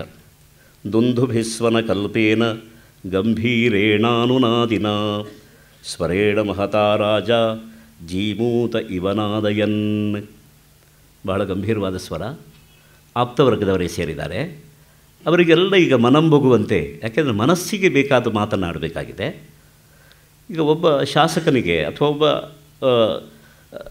ರಾಜಸತ್ತೆಯಲ್ಲಿರುವವನಿಗಾಗಲಿ ಏನಾಗಿದೆ ಅಂತಂದರೆ, ತನ್ನ ಮಾತನ್ನು ಇನ್ನೊಬ್ಬರ ಮಾತಾಗಿಸುವ ಒಂದು ಹೊಣೆಗಾರಿಕೆ ಇರುತ್ತೆ. ಅಂಥ ಒಂದು ಕನ್ವಿನ್ಸಿಂಗ್ ಟೋನ್ ಬೇಕು ಅವನಿಗೆ, ಮನಂಬುಗುವಂತಹ ಒಂದು ಧ್ವನಿ ಇರಬೇಕು. ಆ ಧ್ವನಿಯನ್ನು ಹೇಳ್ತಾ ಇದ್ದಾರೆ. ದುಂದುಭಿಸ್ವನಕಲ್ಪೇನ ಗಂಭೀರೇಣಾನುನಾದಿನ. ಮಾತು ಒಂದು ಸಾರಿ ಆಡ್ತಾನೆ, ಒಳಗಡೆ ಅನುನಾದ. ಅದು ಅವರ ಹೃದಯದಲ್ಲಿ, ಪರಿಷತ್ತಿನಲ್ಲಿ ಯಾರ್ಯಾರು ಇದ್ದಾರೋ ಅವರ ಹೃದಯದಲ್ಲಿ ಇದು ಮೊಳಗಬೇಕದು, ಅನುರಣನ ಆಗಬೇಕು. ಅಂತಹ ಒಂದು ಧ್ವನಿ ತರಂಗಗಳನ್ನು ಹುಟ್ಟಿಸಿದ. ಸ್ವರೇಣ ಮಹತಾ ರಾಜ ಜೀಮೂತ ಇವನಾದಯನ್. ಮೇಘ ಗಂಭೀರವಾದಂತಹ ಒಂದು ಸ್ವರದಿಂದ ಮಾತಾಡ್ತಾನೆ. ಮಾತಾಡುವಾಗ ಎಷ್ಟು ವಿನಯ ಅಂತಂದರೆ, ಸೂರ್ಯವಂಶದ ಹಿಂದಿನ ರಾಜರೆಲ್ಲ ರಾಜ್ಯಭಾರ ಹೇಗೆ ಮಾಡಿದರು ಎನ್ನುವುದನ್ನು ತಿಳಿಸ್ತಾ ಅವರ ದಾರಿಯನ್ನೇ ಅನುಸರಿಸಿ ಅದೇ ಮಾರ್ಗದಲ್ಲಿ ತಾನೂ ಹೇಗೆ ರಾಜ್ಯಭಾರ ಮಾಡಿದೆ ಎನ್ನುವುದನ್ನು ಹೇಳ್ತಾರೆ. ನೀವು ಗಮನಿಸ್ಕೊಳ್ಬೇಕು, ಇವತ್ತು ತಮ್ಮ ಪಕ್ಷದ ತಮ್ಮ ಸರ್ಕಾರದ ಸಾಧನೆಗಳನ್ನು ಹೇಳುವವರು ಯಾವ ಟೋನ್ ಬಳಸ್ತಾರೆ ನೀವು ನೋಡಿ. ಆಗ ನಮಗೆ ಅರ್ಥವಾಗತ್ತೆ, ಛೇ ಅಂದರೆ ಅವರಿಗೇನಾಗಿದೆ ಅಂದರೆ ನಮ್ಮ ಕಿವಿಯ ಮೇಲೆ ರಾಚುವ ಹಾಗೆ, ನಮ್ಮ ಮನಸ್ಸಿನ ಮೇಲೆ ನಮ್ಮ ತಲೆಯ ಮೇಲೆ ಹೊಡೆಯುವ ಹಾಗೆ ಧ್ವನಿ ಕೊಡ್ತಾರೆ. ನನ್ನ ವೈಯಕ್ತಿಕ ನ್ಯೂನತೆ ಇರಬಹುದು, ನಾನು ರಾಜಕೀಯ ಭಾಷಣ ಕೇಳೋದೇ ಇಲ್ಲ, ಯಾಕೆಂದರೆ ಅಲ್ಲಿ ಆಪ್ತತೆ ನಂಗೆ ಕಾಣಿಸೋದಿಲ್ಲ. ಅಂಕಿ ಸಂಖ್ಯೆಗಳನ್ನು ಕೊಡುವ ಒಂದು ಭರಾಟೆ ಮತ್ತು ಕೂಗಿ ಎಲ್ಲೋ ಒಂದು ಕಡೆಗೆ ನಮ್ಮ ವಿಚಾರವನ್ನು ಸ್ಥಗಿತಗೊಳಿಸುವ ಒಂದು ಹುನ್ನಾರ ಅವರ ಧ್ವನಿಯಲ್ಲಿ ಕಾಣುತ್ತೆ. ಆದ್ದರಿಂದ ನಾನು ಅದನ್ನು ಕೇಳಿಸ್ಕೊಳ್ಳಲ್ಲ. ಓಹೋ, ಇದು ನಮಗೆ ಇವರ ಆಪ್ತರಲ್ಲ ಅಂತ ಅನಿಸ್ಬಿಡತ್ತೆ. ಹಾಗಾಗಿ ರಾಜಕೀಯ ಭಾಷಣವನ್ನು ನಾನು ಕೇಳೋದಿಲ್ಲ, ನನ್ನ ವೈಯಕ್ತಿಕ ನ್ಯೂನತೆ ಇರ್ಬೋದು. ಆದ್ದರಿಂದ ನನಗೆ ಈ ಶ್ಲೋಕ ತುಂಬ ಪ್ರಭಾವ ಮಾಡ್ತಿತ್ತು. ಯಾಕೆಂದರೆ ಹೇಳಿದ ಒಂದು ಮಾತು ಪ್ರಜೆಗಳ ಹೃದಯದಲ್ಲಿ, ಅದು ಪರಿಷತ್ತಿಗೆ ಬಂದವರ ಹೃದಯದಲ್ಲಿ ಅದು ಮೊಳಗು ಹಾಗಿರಬೇಕು, ಮಾರ್ಧ್ವನಿಯನ್ನು ಮರುಧ್ವನಿಯನ್ನು ಕೊಡುವ ಹಾಗಿರಬೇಕದು ಅಂತ. ಅವನ ವಿನಯ ನೋಡಿ ದಶರಥನದು. ಇದಂ ಶರೀರಂ ಕೃತ್ಸ್ನಸ್ಯ ಲೋಕಸ್ಯ ಚರತಾಹಿತಂ ಪಾಂಡುರಸ್ಯ ಆತಪತ್ರಸ್ಯ ಛಾಯಾಯಾಂ ಜರಿತಂ ಮಯಾ. ಬಹಳ ದೀರ್ಘಕಾಲ ನಾನು ರಾಜ್ಯಭಾರ ಮಾಡಿದ್ದೇನೆ, ನಿಮಗೆಲ್ಲ ತೃಪ್ತಿ ಕೊಡಬೇಕು, ನಿಮ್ಮ ಕಷ್ಟಗಳನ್ನು ನೀಗಿಸಬೇಕು ಅಂತ ನಾನು ಪರಿಶ್ರಮ ಪಟ್ಟಿದ್ದೇನೆ. ಆ ಪರಿಶ್ರಮ ಪಟ್ಟಿದ್ದನ್ನು ಅವನು ಎಷ್ಟು ವಿನಯದಿಂದ ಹೇಳ್ಕೊಡ್ತಾ ಇದ್ದಾನೆ ಅಂದರೆ, ಇದಂ ಶರೀರಂ, ಈ ಶರೀರ ಈ ಶ್ವೇತಛತ್ರದ ಅಡಿಯಲ್ಲಿ ಮುಪ್ಪನ್ನು ಕಂಡುಕೊಳ್ಳುವ ಹಾಗಾಯಿತು. ಯಾಕೆಂದರೆ ಲೋಕಸ್ಯ ಚರತಾಹಿತಂ, ಲೋಕಸ್ಯ ಕೇವಲ ಮನುಷ್ಯರ ಅಂತ ಹೇಳಿಲ್ಲ. ಯಾಕೆಂದರೆ ಮುಂದೆ ರಾಮನ ಮಾತನಲ್ಲೂ ಅದು ಬರುತ್ತೆ. ರಾಮನ ನಿಜವಾದ ರಾಜ್ಯ, ಭರತನೇ ಪಾದುಕೆಯನ್ನಿಟ್ಟು ಆಡ್ತಾ ಇರುವ ರಾಜ್ಯದಲ್ಲಿ ಪಶು ಪಕ್ಷಿ ಮೃಗ ಕೀಟಗಳೆಲ್ಲ ಆಗಿದ್ದಾರೆ ಅಂತ. ಆದ್ದರಿಂದ ಒಂದು ಪ್ರಜಾದೃಷ್ಟಿ ಎಲ್ಲಿವರೆಗೆ ಅದು ವಿಕಸಿತವಾಗಿತ್ತು, ವಿಸ್ತೃತವಾಗಿತ್ತು ಅಂತ ನಾವು ಅದನ್ನು ಗಮನಿಸಿಕೊಳ್ಬೇಕಾಗಿದೆ. ಆದ್ದರಿಂದ ಇದಂ ಶರೀರಂ ಕೃತ್ಸ್ನಸ್ಯ ಲೋಕಸ್ಯ ಚರತಾಹಿತಂ ಪಾಂಡುರಸ್ಯ ಆತಪತ್ರಸ್ಯ ಛಾಯಾಯಾಂ ಜರಿತಂ ಮಯ. ನಾನು ನನ್ನ ದೇಹವನ್ನು ಸವದು ಬಿಟ್ಟಿದ್ದೇನೆ, ನನ್ನ ದೇಹಕ್ಕೆ ಮುಪ್ಪು ಬಂದುಬಿಟ್ಟಿದೆ. ಬಹಳ ವರ್ಷ ನಾನು ರಾಜ್ಯಭಾರವನ್ನು ಮಾಡಿದ್ದೇನೆ ಪೂರ್ವಜರ ಒಂದು ಮಾರ್ಗದಂತೆ. ಈಗ ವಿಶ್ರಾಂತಿ ಸುಖವನ್ನು ನಾನು ಪಡ್ಕೊಳ್ಬೇಕು ಅಂತ ಅಪೇಕ್ಷೆ ಪಡ್ತಾ ಇದ್ದೇನೆ. ಆದ್ದರಿಂದ ರಾಮನಿಗೆ ಈ ಅಧಿಕಾರವನ್ನು ಕೊಡಬೇಕು, ರಾಮನ ತಲೆಯ ಮೇಲೆ ಕಿರೀಟವನ್ನು ಇಟ್ಟು ಅವನಿಗೆ ಅಧಿಕಾರವನ್ನು ಒಪ್ಪಿಸಿಕೊಡಬೇಕು ಅಂತ ನಾನು ಯೋಚನೆ ಮಾಡಿದ್ದೇನೆ ಅಂತ ಹೇಳಿ ಪರಿಷತ್ತಿಗೆ ವಿಚಾರಕ್ಕೆ ಅದನ್ನು ಒಡ್ಡುತ್ತಾ ಇದ್ದಾನೆ. ಯದೀದಮ್ಮೇನು ರೂಪಾರ್ಥಂ ಮಯಾ ಸಾಧು ನಿಯಂತ್ರಿತಂ ಭವಂತೋ ಮೇನು ಮನ್ಯಂತಾಂ ಕಥಂ ವಾ ಕರವಾಣ್ಯಹಂ. ನನ್ನ ಮನಸ್ಸೇನೋ ಹೀಗೆ ಹೇಳ್ತಾ ಇದ್ದೆ, ನನಗೆ ವಿಶ್ರಾಂತಿ ಬೇಕು. ರಾಮ ಸಕಲ ಗುಣಯುಕ್ತನಾಗಿದ್ದಾನೆ, ಪ್ರಜಾರಂಜಕನಾಗಿದ್ದಾನೆ, ಆದ್ದರಿಂದ ಅವನಿಗೆ ಅಧಿಕಾರವನ್ನು ವಹಿಸೋದು ಸರಿ ಅಂತ ನನಗೆ ಅನ್ನಿಸ್ತಾ ಇದೆ. ಯದೀದಮ್ಮೇನು ರೂಪಾರ್ಥಂ ಮಯಾ ಸಾಧು ನಿಯಂತ್ರಿತಂ. ಈ ನನಗೆ ಇಷ್ಟವಾದಂತಹ ಈ ವಿಷಯ ನಾನು ಚೆನ್ನಾಗಿ ನಿರ್ವಹಿಸಿ ಆಲೋಚನೆ ಮಾಡಿ ಹೇಳಿದೆ ಅಂತ ಆದರೆ ಭವಂತೋ ಮೇನು ಮನ್ಯಂತಾಂ, ನನಗೆ ನೀವು ಅನುಮತಿಯನ್ನು ಕೊಡಿ. ಕಥಂಬಾ ಕರವಾಣ್ಯಹಂ, ಇದನ್ನು ಹೇಗೆ ನಾನು ಮಾಡಲಿ, ನಿಮಗೇನು ಅನಿಸತ್ತೆ? ಯದ್ಯಪ್ಯೇಷಾ ಮಮ ಪ್ರೀತಿ, ಒಪ್ಕೊಳ್ತಾ ಇದ್ದಾನೆ. ಯದ್ಯಪ್ಯೇಷಾ ಮಮ ಪ್ರೀತಿ, ನನ್ನ ವೈಯಕ್ತಿಕವಾದ ಪ್ರೀತಿಯೂ ಹಾಗೇ ಇದೆ, ರಾಮನಿಗೆ ಅಧಿಕಾರವನ್ನು ವಹಿಸಿಕೊಡಬೇಕು, ಅವನು ಸಮರ್ಥನಿದ್ದಾನೆ ಅಂತ. ಹಿತಮನ್ಯದ್ವಿಚಿಂತ್ಯತಾಂ, ಇದೇ ಹಿತವ ನಿಮಗೆ ಅಥವಾ ಬೇರೆ ಏನಾದರೂ ಹಿತವ ಅಗತ್ಯ? ಇದಕ್ಕೆ ಏನಾದರೂ ಪರ್ಯಾಯವಾದಂತಹ ಮಾರ್ಗ, ಪರ್ಯಾಯವಾದಂತಹ ಉಪಾಯ ಏನಾದರೂ ಇದೆಯಾ? ಹಿತಮನ್ಯದ್ವಿಚಿಂತ್ಯತಾಂ, ಇನ್ನೂ ಹಿತಕರವಾದ ಬೇರೆ ಏನಾದರೂ ಇದ್ದರೆ ನೀವು ಯೋಚನೆ ಮಾಡ್ಬೋದು. ನನ್ನ ಪ್ರೀತಿ ಮಾತ್ರ ರಾಮನಿಗೆ ಅದನ್ನು ಕೊಡ್ಬೋದು ಅಂತ ನನಗೆ ಅನಿಸುತ್ತೆ. ಎಷ್ಟು ತಟಸ್ಥನಾಗಿ ತನ್ನ ನಿಜವಾದ ವೈಯಕ್ತಿಕವಾದ ಆಸೆ ಏನಿದೆ, ತನ್ನ ವೈಯಕ್ತಿಕವಾದ ಅಭಿಪ್ರಾಯ ಏನಿದೆ ಅನ್ನೋದು ಸ್ಪಷ್ಟವಾಗಿ ಪ್ರಕಾಶನಪಡಿಸ್ತಾ ದಶರಥ ಕೇಳೋದು. ಅನ್ಯ ಮಧ್ಯಸ್ಥ ಚಿಂತಾ ಹಿ ವಿಮರ್ದಾಭ್ಯಧಿಗೋದಯ. ಬೇಕು ಬೇಡ ಎರಡು ಇರುತ್ತೆ. ಮಧ್ಯಸ್ಥ ಚಿಂತಾ ಅನ್ಯ, ಒಬ್ಬ ಮಧ್ಯಸ್ಥನಾದವನ ಆಲೋಚನೆಯೇ ಬೇರೆ ಇರುತ್ತೆ. ಈಗ ಬೇಕು ಅಂತ ಅಂದ್ಕೊಳ್ಳೋವರಿಗೆ ಆಸೆ ಇರುತ್ತೆ, ಬೇಡ ಅಂತ ಅನ್ನುವವರಿಗೆ ಆಸೆ ಇಲ್ಲದೇ ಇರಬಹುದು ಅಥವಾ ದ್ವೇಷವೂ ಇರಬಹುದು. ಆದರೆ ಮಧ್ಯಸ್ಥನಾದವನಿಗೆ ಹಾಗಲ್ಲ, ಯಾವುದು ಯುಕ್ತ ಯಾವುದು ಅಯುಕ್ತ ಎಂಬ ಒಂದು ಚಿಂತೆ ಇರುತ್ತೆ. ಆದ್ದರಿಂದ ವಿಮರ್ದ ಅಭ್ಯಧಿಕೋದಯ, ಈ ವಿಮರ್ದ ಏರ್ಪಟ್ಟಾಗ, ಸಂಘರ್ಷ ಏರ್ಪಟ್ಟಾಗ ಅಧಿಕವಾದಂತಹ ಒಂದು ಉದಯ ಯಾವ ಪಕ್ಷದಲ್ಲಿದೆ ಎನ್ನುವುದನ್ನು ಮಧ್ಯಸ್ಥ ಚಿಂತ ಎನ್ನುವುದು ಪ್ರಕಾಶನಪಡಿಸೋದಕ್ಕೆ ಅರ್ಹವಾಗಿರುತ್ತೆ. ಆದ್ದರಿಂದ ನೀವು ಹೇಳಬೇಕು ಅಂತ ಹೇಳ್ತಾರೆ. ರಾಮನಿಗೆ ಸೂರ್ಯವಂಶದವರು ಆಳಿದ ಭೂಭಾಗವನ್ನು ವಹಿಸುವ ಈ ನಿರ್ಣಯ ಇದೆಯಲ್ಲ ದಶರಥನದು, ಇದು ಹೇಗಾಯಿತು ಎನ್ನುವುದನ್ನು ಭೋಜ ಒಂದು ರೀತಿ ವಿಮರ್ಶೆ ಮಾಡಿದ್ದಾನೆ. ನೋಡಿ, ಕವಿಯಾಗಿ ಚಂಪೂರಾಮಾಯಣದಲ್ಲಿ ರಾಮಕಥೆಯನ್ನು ಹೇಳ್ತಾ ಜೊತೆಗೆ ವಾಲ್ಮೀಕಿಯನ್ನು ಅಥವಾ ದಶರಥನ ಕ್ರಮವನ್ನು ಭೋಜರಾಜ ವಿಮರ್ಶೆ ಮಾಡ್ತಾರೆ. ಇದು ಬಹಳ ಗಮನಿಸಬೇಕಾದಂತಹ ಒಂದು ವಿಷಯ. ಅಥ ದಶರಥ ಪುತ್ರಂ ರಾಮಂ ಸ್ವತಸ್ತ್ರಿಜಗತ್ಪತಿಂ ಸ್ವವಿಷಯ ಮಹೀ ಮಾತ್ರೇ ಕರ್ತುಂ ಪತಿಂ ವಿದಧೇ ಮತಿಂ ಭುವನಭರಣೆ ಕಲ್ಯಂ ಕಲ್ಯಾಣಭೂಧರ ಮಾದರಾತ್ ಸ್ವಗೃಹಪಟಲೀ ಧುರ್ಯಸ್ತಂಭಂ ವಿಧಾತು ಮನಾಯಿವ. ಈ ದಶರಥನ ಪ್ರಯತ್ನ ಹೇಗಾಯಿತು ಅಂತ ಕೇಳಿದರೆ, ರಾಮ ದಶರಥನ ಮಗನಾಗಿ ಹುಟ್ಟಿದ್ದಾನೆ. ಅದು ಅವನ ದೊಡ್ಡ ಸೌಭಾಗ್ಯ. ದಶರಥನ ಮಗನಾಗಿ ಹುಟ್ಟೋದು ರಾಮನ ಭಾಗ್ಯ ಅಲ್ಲದೇ ಇರ್ಬೋದು. ರಾಮನಂಥವನು ಮಗನಾಗಿ ಹುಟ್ಟೋದು ದಶರಥನ ಸೌಭಾಗ್ಯ. ಅವನ ಸೌಭಾಗ್ಯಕ್ಕೆ ಮಗನಾಗಿ ಹುಟ್ಟಿದ್ದಾನೆ ಅಂತಂದ್ರೆ ಅವನು ತನ್ನ ಮಗ ಅಂತಲೇ ಅಂದ್ಕೊಂಡ್ಬಿಡೋದಾ? ಸ್ವತಃ ರಾಮ ಯಾರು ಅಂತಂದರೆ ಸ್ವತಃ ತ್ರಿಜಗತ್ಪತಿಂ. ಗುಣದಿಂದ, ಶೀಲ ಸ್ವಭಾವಗಳಿಂದ, ವಿದ್ಯೆಯಿಂದ, ಪರಾಕ್ರಮದಿಂದ ಮೂರೂ ಲೋಕಗಳನ್ನು ಆಳಬಲ್ಲಂಥವನವನು. ಅಂಥವನನ್ನು ದಶರಥ ಮಗ ಅಂತ ತಿಳ್ಕೊಂಡು ಸ್ವವಿಷಯ ಮಹೀ ಮಾತ್ರೇ ಕರ್ತುಂ ಪತಿಂ ವಿದಧೇ ಮತಿಂ. ತನ್ನ ಒಂದು ಆಡಳಿತ ಪ್ರದೇಶಕ್ಕೆ ಒಳಪಟ್ಟಂತಹ ಈ ಭೂಮಿಗೆ ಮಾತ್ರ ಅವನು ರಾಜನಾಗಲಿ ಅಂತ ನಿಶ್ಚಯ ಮಾಡಿಬಿಟ್ನಲ್ಲ ಇವನು ದಶರಥ ಅಂತ ಹೇಳಿ ಎಷ್ಟು ಚೆನ್ನಾಗಿ ಇದು ಭೋಜನ ಮಾತಿದು ಎಷ್ಟು ಚೆನ್ನಾಗಿ ಈ ಮಾತನ್ನು ಹೇಳಿಬಿಟ್ಟ ಅಂತ. ಅದಕ್ಕೊಂದು ಉತ್ಪ್ರೇಕ್ಷೆ ಉದಾಹರಣೆಯನ್ನು ಕೊಡ್ತಾ ಇದ್ದಾರೆ. ಒಂದು ಉತ್ಪ್ರೇಕ್ಷೆ ಮಾಡ್ತಾ ಇದ್ದಾರೆ. ಹೇಗಾಯಿತು ಅಂತಂದರೆ, ಒಬ್ಬರಿಗೆ ಅದೃಷ್ಟವಶಾತ್ ಮೇರುವೇ ಸಿಕ್ಕಿಬಿಡ್ತು. ಸುಮೇರು ದಂಡ, ಒಂದು ಕಾಂಚನಮಯ ಪರ್ವತ. ಈ ಮೇರು ಇಡೀ ಭುವನವನ್ನು, ಬ್ರಹ್ಮಾಂಡವನ್ನು ನಿಲ್ಲಿಸಿದೆ. ಇದು ಪೌರಾಣಿಕವಾದ ಒಂದು ಕಲ್ಪನೆ. ಒಬ್ಬನಿಗೆ ಮೇರು ಸಿಕ್ಕಿಬಿಟ್ಟಿದೆ. ಈ ಮೇರುವನ್ನು ತನ್ನ ಅರಮನೆಯ ಚಾವಣಿ ನಿಲ್ಲಿಸೋದಕ್ಕೆ ಕಂಬವಾಗಿ ಬಳಸ್ಕೊಂಡ ಹಾಗಾಗಲಿಲ್ಲವೇ ಅಂತ. ರಾಮ ಮೇರುಕಲ್ಪದ ಮೇರು ಸದೃಶ ವ್ಯಕ್ತಿತ್ವವುಳ್ಳವನು, ಮೂರು ಲೋಕಕ್ಕೆ ಸಹಜವಾಗಿ ಅಧಿಪತಿ. ಅವನಿಗೆ ಆಧಿಪತ್ಯವನ್ನು ಯಾರೂ ಕೊಡಬೇಕಾದ್ದಿಲ್ಲ. ಅಂಥವನ ತಲೆ ಮೇಲೆ ಕಿರೀಟ ಇತ್ತು. ತನ್ನ ಭೂಮಿಯ ಒಂದು ಹೊಣೆಗಾರಿಕೆಯನ್ನು ವಹಿಸ್ತೇನೆ ಅಂತ ಇವನು ಸಂಕಲ್ಪ ಮಾಡ್ತಾ ಇದ್ದಾನಲ್ಲ ಅಂತ ಹೇಳಿ ಉದ್ಗರಿಸ್ತಾನೆ. ಈ ಉತ್ಪ್ರೇಕ್ಷೆಯಲ್ಲಿ ಎಲ್ಲೋ ಒಂದು ಕಡೆಗೆ ದಶರಥನ ಕುಬ್ಜತೆಯನ್ನು ಕವಿ ಗುರುತಿಸ್ತಾ ಇದ್ದಾನೆ. ಬಹಳ ದೊಡ್ಡದಾದ ವಸ್ತು ಆದರೂ ನಿತ್ಯ ಬಳಸ್ತಾ ಸೌಲಭ್ಯದಿಂದ ನಾವು ಏನು ಅಂದ್ಕೊಂಡ್ಬಿಡ್ತೇವೆ ಅಂತಂದರೆ, ಒಂದು ಸಾಧಾರಣವಾದ ವಸ್ತು ಅಂತ ಅಂದ್ಕೊಂಡ್ಬಿಡ್ತೇವೆ. ವ್ಯಕ್ತಿಯನ್ನು ಒಬ್ಬ ಸಾಧಾರಣ ವ್ಯಕ್ತಿ ಅಂತ ಅಂದ್ಕೊಳ್ತೇವೆ. ಹೇಗೆ ಅಂತಂದರೆ, ಯಾರೂ ತಪ್ಪಾಗಿ ತಿಳ್ಕೊಳ್ಬೇಡಿ, ಒಬ್ಬ ಮಹಾಸಾಧಕರ ತಲೆ ಕೂದಲು ಎಷ್ಟು ಬೆಳ್ಳಗಾಗಿದೆ ಅಂತ ಒಬ್ಬ ನೋಡಿದರೆ ಹೇಗಾಗತ್ತೋ ಹಾಗೆ. ಹೌದು, ತಲೆ ಕೂದಲು ಬೆಳ್ಳಗಾತು ದೇಹಧರ್ಮ. ಅಂದರೆ ಅವರನ್ನು ದೇಹಧರ್ಮದಿಂದ ನಾವು ನೋಡ್ತಾ ಇದ್ದೇವೆ ಹೊರತು ಮಹಾಚೇತನ ಅಂತ ಚೇತನ ಸಂಬಂಧದಿಂದ ನೋಡಲೇ ಇಲ್ಲ ಅಂತ ಆಗತ್ತೆ.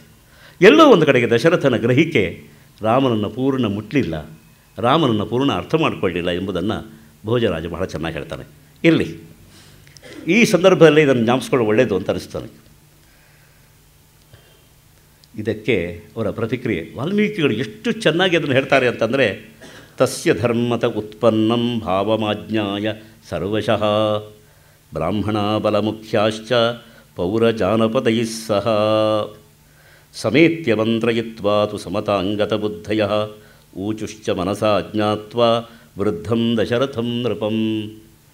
ವೃದ್ಧ ಅಂತ ಶಬ್ದ ಪ್ರಯೋಗವನ್ನು ಇಲ್ಲಿ ಮಾಡ್ತಾ ಇದ್ದಾರೆ ದಶರಥನಿಗೆ. ಇಲ್ಲಿಯವರೆಗೂ ಅವನಿಗೆ ಮುದುಕ ಆಗಿದ್ದಾನೆ ಅಂತ ಅವನಿಗೂ ಗೊತ್ತಾಗಲಿಲ್ಲ, ಉಳಿದವರಿಗೂ ಗೊತ್ತಾಗಿರಲಿಲ್ಲ. ಅಷ್ಟು ಸಶಕ್ತನಾಗಿ ಅವನು ರಾಜ್ಯಭಾರ ಮಾಡ್ತಾ ಇದ್ದ. ಈಗ ಯಾವಾಗ ನನಗೆ ಇಷ್ಟು ವಯಸ್ಸಾಯಿತು, ಶರೀರವನ್ನೆಲ್ಲ ನಾನು ಸವಿಸಿಬಿಟ್ಟಿದ್ದೇನೆ, ವಿಶ್ರಾಂತಿ ಸುಖವನ್ನು ಪಡ್ಕೊಳ್ಬೇಕು ಅಂತಿದ್ದೇನೆ ಅಂತ ಹೇಳಿದ್ನೋ ಎಲ್ಲರಿಗೂ ಗೊತ್ತಾಯಿತು ಇವನು ಮುದುಕ ಆಗಿಬಿಟ್ಟಿದ್ದಾನೆ ಅಂತ. ಆದ್ದರಿಂದ ಅವರು ತಸ್ಯ ಧರ್ಮತಃ ಉತ್ಪನ್ನಂ ಭಾವಮಾಜ್ಞಾಯ ಸರ್ವಶಃ. ನೋಡಿ, ಈ ಭಾವ ಇದೆಯಲ್ಲ, ರಾಮನಿಗೆ ಲೋಕದ ಅಧಿಕಾರವನ್ನು ಕೊಡಬೇಕು ಎಂಬ ಭಾವ ಧರ್ಮತಃ ಉತ್ಪನ್ನಂ. ದೇಹದ ವೇಗದಿಂದ ಹುಟ್ಟಿದ್ದಲ್ಲ, ಯಾವುದೋ ಪ್ರಲೋಭನೆಯಿಂದ ಹುಟ್ಟಿದ್ದಲ್ಲ, ತನ್ನ ಮಗನನ್ನು ಅಧಿಕಾರಕ್ಕೆ ತಂದಿಡಬೇಕು ಎಂಬಂತಹ ಒಂದು ಪಿತೂರಿಯಿಂದ ಹುಟ್ಟಿದ ಭಾವ ಅಲ್ಲ ಇದು. ನಾವಿವತ್ತು ನೋಡ್ತಾ ಇದ್ದೇವೆ, ಈ ಅಧಿಕಾರವನ್ನು ಹಸ್ತಾಂತರ ಮಾಡೋದು, ಮುಂದೆ ಇಂಥವ್ರನ್ನೇ ಅಧಿಕಾರಿ ಮಾಡೋದು ಅಂತ ಹೇಳುವ ಈ ಹುನ್ನಾರಗಳನ್ನು ನೋಡಿದರೆ ಅದೆಲ್ಲ ಯಾವ ಭಾವ ಅಂತ ನಾವು ಹೇಳೋದು ಕಷ್ಟ. ತಸ್ಯ ಧರ್ಮತ ಉತ್ಪನ್ನಂ ಭಾವಮಾಜ್ಞಾಯ ಸರ್ವಶಃ. ಅಲ್ಲಿ ಸೇರಿದಂತಹ ರಾಜರು, ಮಹಾರಾಜರು, ಆಮೇಲೆ ಬ್ರಾಹ್ಮಣರು, ಅಮಾತ್ಯರು, ಪೌರ ಜಾನಪದೈ ಸಹ ನಾಗರಿಕರು ಬಂದಿದ್ದರು, ಊರವರು, ಆಮೇಲೆ ಜಾನಪದ ಹಳ್ಳಿಯ ಜನರು ಬಂದಿದ್ದರು. ಅವರ ಜೊತೆಗೆಲ್ಲ ಸಮೇತ್ಯ ಮಂತ್ರಯಿತ್ವಾ ತು ಸಮತಾಂ ಗತಬುದ್ಧಯ. ಸಮತಾಂಗತಬುದ್ಧಯ, ಒಂದು ಸಮಭಾವವನ್ನು ಪಡ್ಕೊಂಡ್ರು. ನೋಡಿ, ಒಬ್ಬನಲ್ಲಿ ಧರ್ಮ ಭಾವ ಹುಟ್ಟುಕೊಂಡ್ರೆ ಎಲ್ಲರನ್ನೂ ಸಮತಿಗೆ ತಂದು ನಿಲ್ಲಿಸತ್ತೆ ಅದು. ಅವರೆಲ್ಲ ಮನಸ ನಿಶ್ಚಿತ್ಯ ಊಚುಹು, ಅದನ್ನು ವಿಷಯವನ್ನು ಮನಸ್ಸಿಂದ ನಿಶ್ಚಯಿಸಿಕೊಂಡು ಹೇಳಿದರು.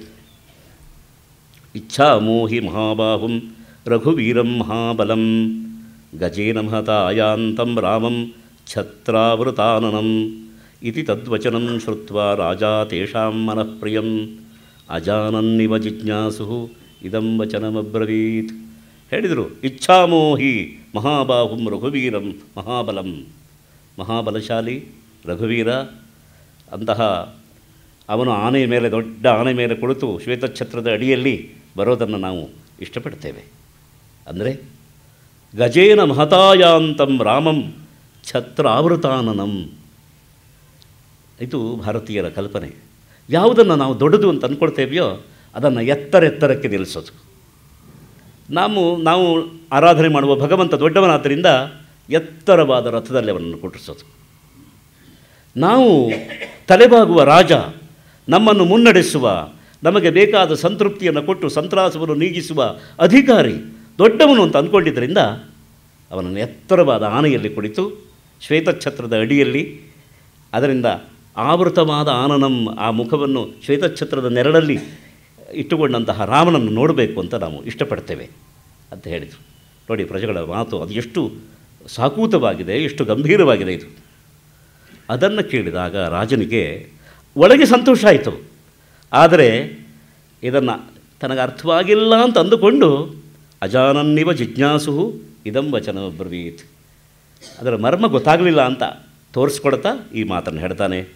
ಕಥನ್ನು ಮಯಿ ಧರ್ಮೇಣ ಪೃಥಿವೀ ಮನುಷಾಸತಿ ಭವಂತೋ ದ್ರಷ್ಟುಮಿಚ್ಛಂತಿ ಯುವರಾಜಂ ಮಮಾತ್ಮಜಂ. ಏನು, ನಾನು ಧರ್ಮಕ್ಕನುಗುಣವಾಗಿ ಇಷ್ಟು ವರ್ಷ ರಾಜ್ಯಭಾರ ಮಾಡಿದ್ದೇನೆ, ನಾನು ಇನ್ನೂ ಬದುಕೇ ಇದ್ದೇನೆ. ಕಥನ್ನು ಮಯಿ ಧರ್ಮೇಣ ಪೃಥಿವೀ ಮನುಷಾಸತಿ ಭವಂತೋ ದ್ರಷ್ಟುಮಿಚ್ಛಂತಿ ಯುವರಾಜಂ ಮಮಾತ್ಮಜಂ. ನನ್ನ ಮಗನನ್ನು ಯುವರಾಜನಾಗಿ ನೀವು ಕಾಣಬೇಕು ಅಂತ ಇಷ್ಟಪಡ್ತೀರಲ್ಲ, ಇದು ಹೇಗೆ ಸರಿ? ಇದು ನಾನಿನ್ನೂ ಬದುಕಿದ್ದೇನೆ, ನಾನು ರಾಜ್ಯಭಾರವನ್ನು ಮಾಡ್ತಾ ಇದ್ದೇನೆ ಧರ್ಮಕ್ಕನುಗುಣವಾಗಿ, ನಮ್ಮ ಸಂಪ್ರದಾಯದಂತೆ. ಅದಕ್ಕೆ ಅವರು ಕೊಡೋ ಉತ್ತರ ಬಹಳ ಚೆನ್ನಾಗಿದೆ. ನಿನ್ನೆ ಉಪೋದ್ಘಾತವನ್ನು ಕೊಡುವಾಗ ಈ ಮಾತನ್ನು ನಾನು ಜ್ಞಾಪಿಸಿದ್ದೇನೆ. ರಾಮನ ಗುಣಗಳನ್ನೆಲ್ಲ ಪ್ರಜೆಗಳು ವರ್ಣನೆ ಮಾಡ್ತಾರೆ. ಅವನು ಹಾಗಿದ್ದಾನೆ: ಧರ್ಮಜ್ಞ, ಸತ್ಯಸಂಧ, ಶೀಲವಾನ್, ಅನಸೂಯಕ, ಮತ್ತು ಒಂದು ಸಹನೆ ಉಳ್ಳವನು, ಶಾಂತಃ, ಸಾಂತ್ವಯಿತ, ಬೇರೆಯವರ ದುಃಖದಲ್ಲಿ ಸಾಂತ್ವನ ಕೊಡುವಂಥವನು. ಆದರೆ ಪ್ರಜೆಗಳ ಯೋಗಕ್ಷೇಮವನ್ನು ಹೇಗೆ ವಿಚಾರಿಸ್ತಾನೆ ಅಂತಂದರೆ ಇದನ್ನು ನಾವು ಗ್ರಹಿಸ್ಕೊಳ್ಬೇಕು. ರಾಮನ ವಾಗ್ಧೋರಣೆ ಮತ್ತು ಆ ಪ್ರಜಾರಂಜಕತ್ವ ಎಷ್ಟು ಚೆನ್ನಾಗಿದೆ ಅಂತಂದರೆ, ಪುತ್ರೇಷ್ವಗ್ನಿಷು ದಾರೇಷು ಪ್ರೇಷ್ಯ ಶಿಷ್ಯಗಣೇಶು ಚ ನಿಖಿಲೇನ ಆನುಪೂರ್ವ್ಯಾಚ್ಚ ಪಿತಾ ಪುತ್ರಾರಿವ ಉರಸಾನ್ ಶುಶ್ರೂಷಂತೆ ಚ ವಶಿಷ್ಯಾ ಕಚ್ಚಿತ್ ಕರ್ಮಸು ದಂಶಿತಾ ಇತಿ ನಃ ಪುರುಷವ್ಯಾಘ್ರ ಸದಾ ರಾಮೋಭಿಭಾಷತೆ. ನಮ್ಮ ಜೊತೆಗೆ ಅವನು ಹೀಗೆಲ್ಲ ಮಾತಾಡ್ತಾನೆ. ಮಕ್ಕಳೆಲ್ಲ ಹೇಗಿದ್ದಾರೆ, ನಿಮ್ಮ ಆಚಾರ ವಿಚಾರಗಳು ಹೇಗಿವೆ, ಅಗ್ನಿಷು ದಾರೇಷು ಪ್ರೇಷ್ಯ ಶಿಷ್ಯ ಗಣೇಶು ಚ, ಅಲ್ಲೆಲ್ಲ ನೀವು ಹೇಗೆ ನಡ್ಕೊಳ್ತಾ ಇದ್ದೀರಿ, ನಿಮ್ಮ ಶಿಷ್ಯರೆಲ್ಲ ನಿಮ್ಮನ್ನು ಶುಶ್ರೂಷೆ ಮಾಡ್ತಾ ಇದ್ದಾರೋ ಹೇಗೆ, ಕರ್ಮಸು ದಂಶಿತಾ, ಕರ್ಮದಲ್ಲಿ ಪ್ರೇರಿಸಲ್ಪಟ್ಟಂತಹ ನಿಮ್ಮ ಭೃತ್ಯರೆಲ್ಲ ನಿಮ್ಮನ್ನು ಮಾತನ್ನು ಕೇಳ್ತಾ ಇದ್ದಾರಾ ಹೇಗೆ ಅಂತ ನಮ್ಮ ರಾಮ ನಮ್ಮನ್ನು ಕಂಡಲ್ಲೆಲ್ಲ ಪ್ರಶ್ನೆ ಮಾಡ್ತಾನೆ. ಹೇಗೆ ಅಂತಂದರೆ, ಪಿತಾ ಪುತ್ರಾನಿ ವೌರಸಾನ್, ಎರಡು ಕಡೆಗೆ ಅನ್ವಯಿಸ್ಕೊಳ್ಬಹುದು. ಶುಶ್ರೂಷಂತೆ, ನಿಮ್ಮನ್ನು ಶುಶ್ರೂಷೆ ಮಾಡ್ತಾರಾ ಅವರು ಅಂತ ಕೇಳೋದು ಹೌದು. ಜೊತೆಗೆ ಒಬ್ಬ ತಂದೆಯಾದವನು ತನ್ನ ಔರಸ ಪುತ್ರರ ಯೋಗಕ್ಷೇಮವನ್ನು ಹೇಗೆ ಯೋಚನೆ ಮಾಡ್ತಾನೋ ಹಾಗೆ ಈ ಚಿಕ್ಕ ವಯಸ್ಸಿನಲ್ಲಿ ಅವನು ಮಾಡ್ತಾನೆ. ಇದು ಪ್ರಜಾರಂಜಕತ್ವ. ಅವರು ಅದನ್ನು ಅನುಭವಿಸಿದ್ದಾರೆ. ಇನ್ನೂ ಅಧಿಕಾರ ರಾಮನಲ್ಲಿ ಬಂದಿಲ್ಲ. ಅಧಿಕಾರ ಬರುವ ಮೊದಲೇ ಇಷ್ಟು ಅವನು ಪ್ರಜೆಗಳ ಜೊತೆಗೆ ಅನ್ಯೋನ್ಯವಾಗಿ ಎಲ್ಲರ ಕುಟುಂಬದ ಸದಸ್ಯರಂತೆ ಅವರ ಕುಟುಂಬದ ಯೋಗಕ್ಷೇಮವನ್ನೇ ಅವನು ವಿಚಾರ ಮಾಡ್ತಾನೆ. ಆದ್ದರಿಂದ ಯೋಗ ಕ್ಷೇಮ ಎರಡಕ್ಕೂ ರಾಮನೇ ಪ್ರಭು, ಅವನೇ ಪ್ರಭುವಾಗಲಿ ಅಂತ ಅವರು ಅಪೇಕ್ಷೆ ಪಡ್ತಾರೆ.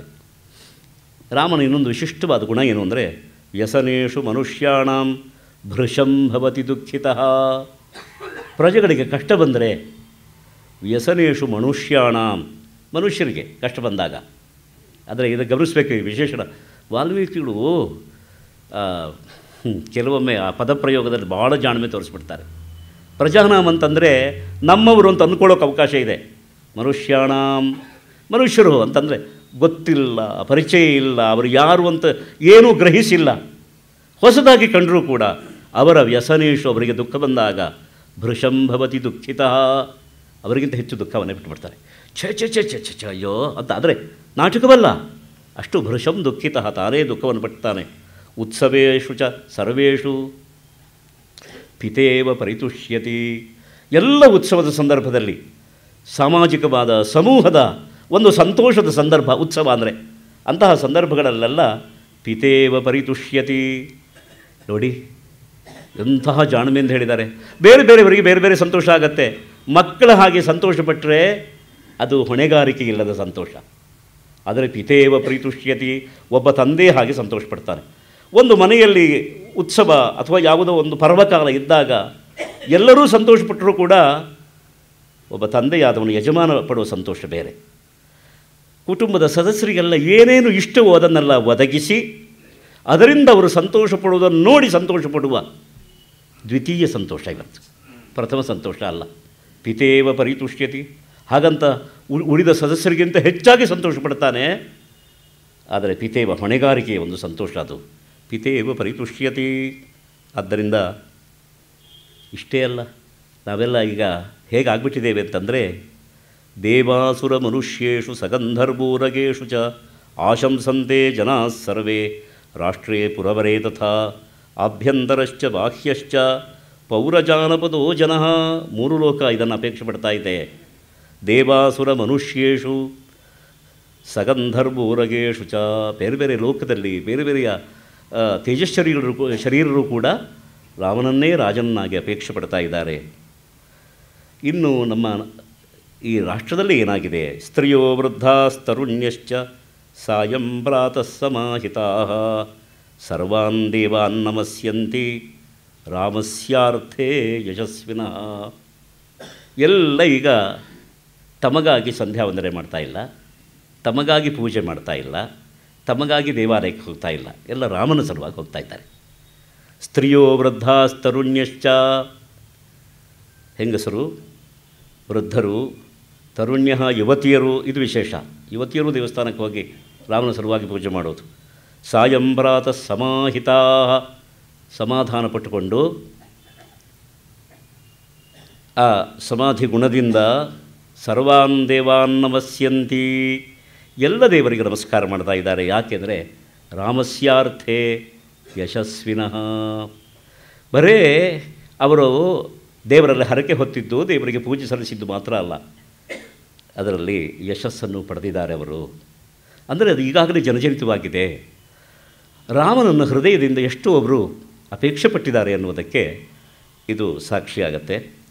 ಆದ್ದರಿಂದ ತೇಷಾಂ ಆಯಾಚಿತಂದೇವ ತ್ವತ್ಪ್ರಸಾದಾತ್ ಸಮೃದ್ಧ್ಯತಾಂ ಅಂತ ತಮ್ಮ ನಿರ್ಣಯವನ್ನು ಕೊಡ್ತಾರೆ ಅವರು. ಆದ್ದರಿಂದ ತೇಷಾಂ ಆಯಾಚಿತಂದೇವ, ಹೆಂಗಸರು, ಮಕ್ಕಳು, ಮುದುಕರು ಅಂತ ಭೇದ ಇಲ್ಲದೆ ಎಲ್ಲ ಪ್ರಜೆಗಳು ಯಾವುದನ್ನು ಬೇಡ್ತಾ ಇದ್ದಾರೋ, ದೇವರಲ್ಲಿ ಮೊರೆ ಹೋಗ್ತಾ ಇದ್ದಾರೋ ಯಾವುದಕ್ಕಾಗಿ, ತ್ವತ್ಪ್ರಸಾದಾತಿ, ನಿನ್ನ ಅನುಮತಿ, ನಿನ್ನ ಪ್ರಸನ್ನತೆಯಿಂದ ತತ್ ಸಮೃದ್ಧ್ಯತಾಂ, ಅದು ಸಮೃದ್ಧವಾಗಲಿ ಅಂತ ಪೌರ ಜಾನಪದರೆಲ್ಲ ಕೇಳಿಕೊಳ್ತಾರೆ. ಈ ಸಮಾಚಾರ ಕೇಳಿದಾಗ ಪೌರ ಜಾನಪದರಲ್ಲಿ ಏನು ಪ್ರತಿಕ್ರಿಯೆ ಬಂತು, ಆ ರಾಮ ರಾಜನಾಗುತ್ತಾನೆ ಅಂತ ಸಮಾಚಾರವನ್ನು ಗ್ರಹಿಸಿದ ತಕ್ಷಣ ಪ್ರಜೆಗಳು ಮನಸ್ಸನ್ನು ಅವರು ಹೇಗೆ ಕೊಟ್ಟುಕೊಂಡಿರುವುದಕ್ಕೆ ಎನ್ನುವುದಕ್ಕೆ ಒಂದು ಭೋಜನ ಮಾತು. ಆನಂದ ಬಾಷ್ಪ ವಿಸರೋವದನೆ ಪ್ರಜಾನಾಂ ಆವಿರ್ಬಭೂವ ಮಕರಂದ ಇವಾರವಿಂದೇ ರಾಮಸ್ಯ ಕಾಂತಿಮಭಿಷೇಕ ದಿನೇ ಭವಿತ್ರೀಂ ಪ್ರಕ್ಷಾಲ್ಯ ಚಕ್ಷುರಿವ ವೀಕ್ಷಿತುಮಾದರೇಣ. ಆನಂದ ಬಾಷ್ಪ ವಿಸರಃ ಪ್ರಜಾನಾಂ ವದನೆ, ಪ್ರಜೆಗಳ ಮುಖದಲ್ಲಿ ಆನಂದ ಬಾಷ್ಪ ವಿಸರಃ, ಆನಂದದ ಬಾಷ್ಪ ಇದೆಯಲ್ಲ ಅದು ಅದರ ಒಂದು ಪ್ರವಾಹ. ವಿಸರಹ ಅಂತಂದರೆ ಅದರ ಒಂದು ಆ ಬಿಂದುಗಳೆಲ್ಲ ಧಾರಿಯಾಗಿ ಹರಿಯೋದಕ್ಕೆ ಶುರುವಾದವು. ಆವಿರ್ಬಭೂವ ಮೂಡಿ ಬಂತದು, ಹುಟ್ಟಿ ಬಂತದು.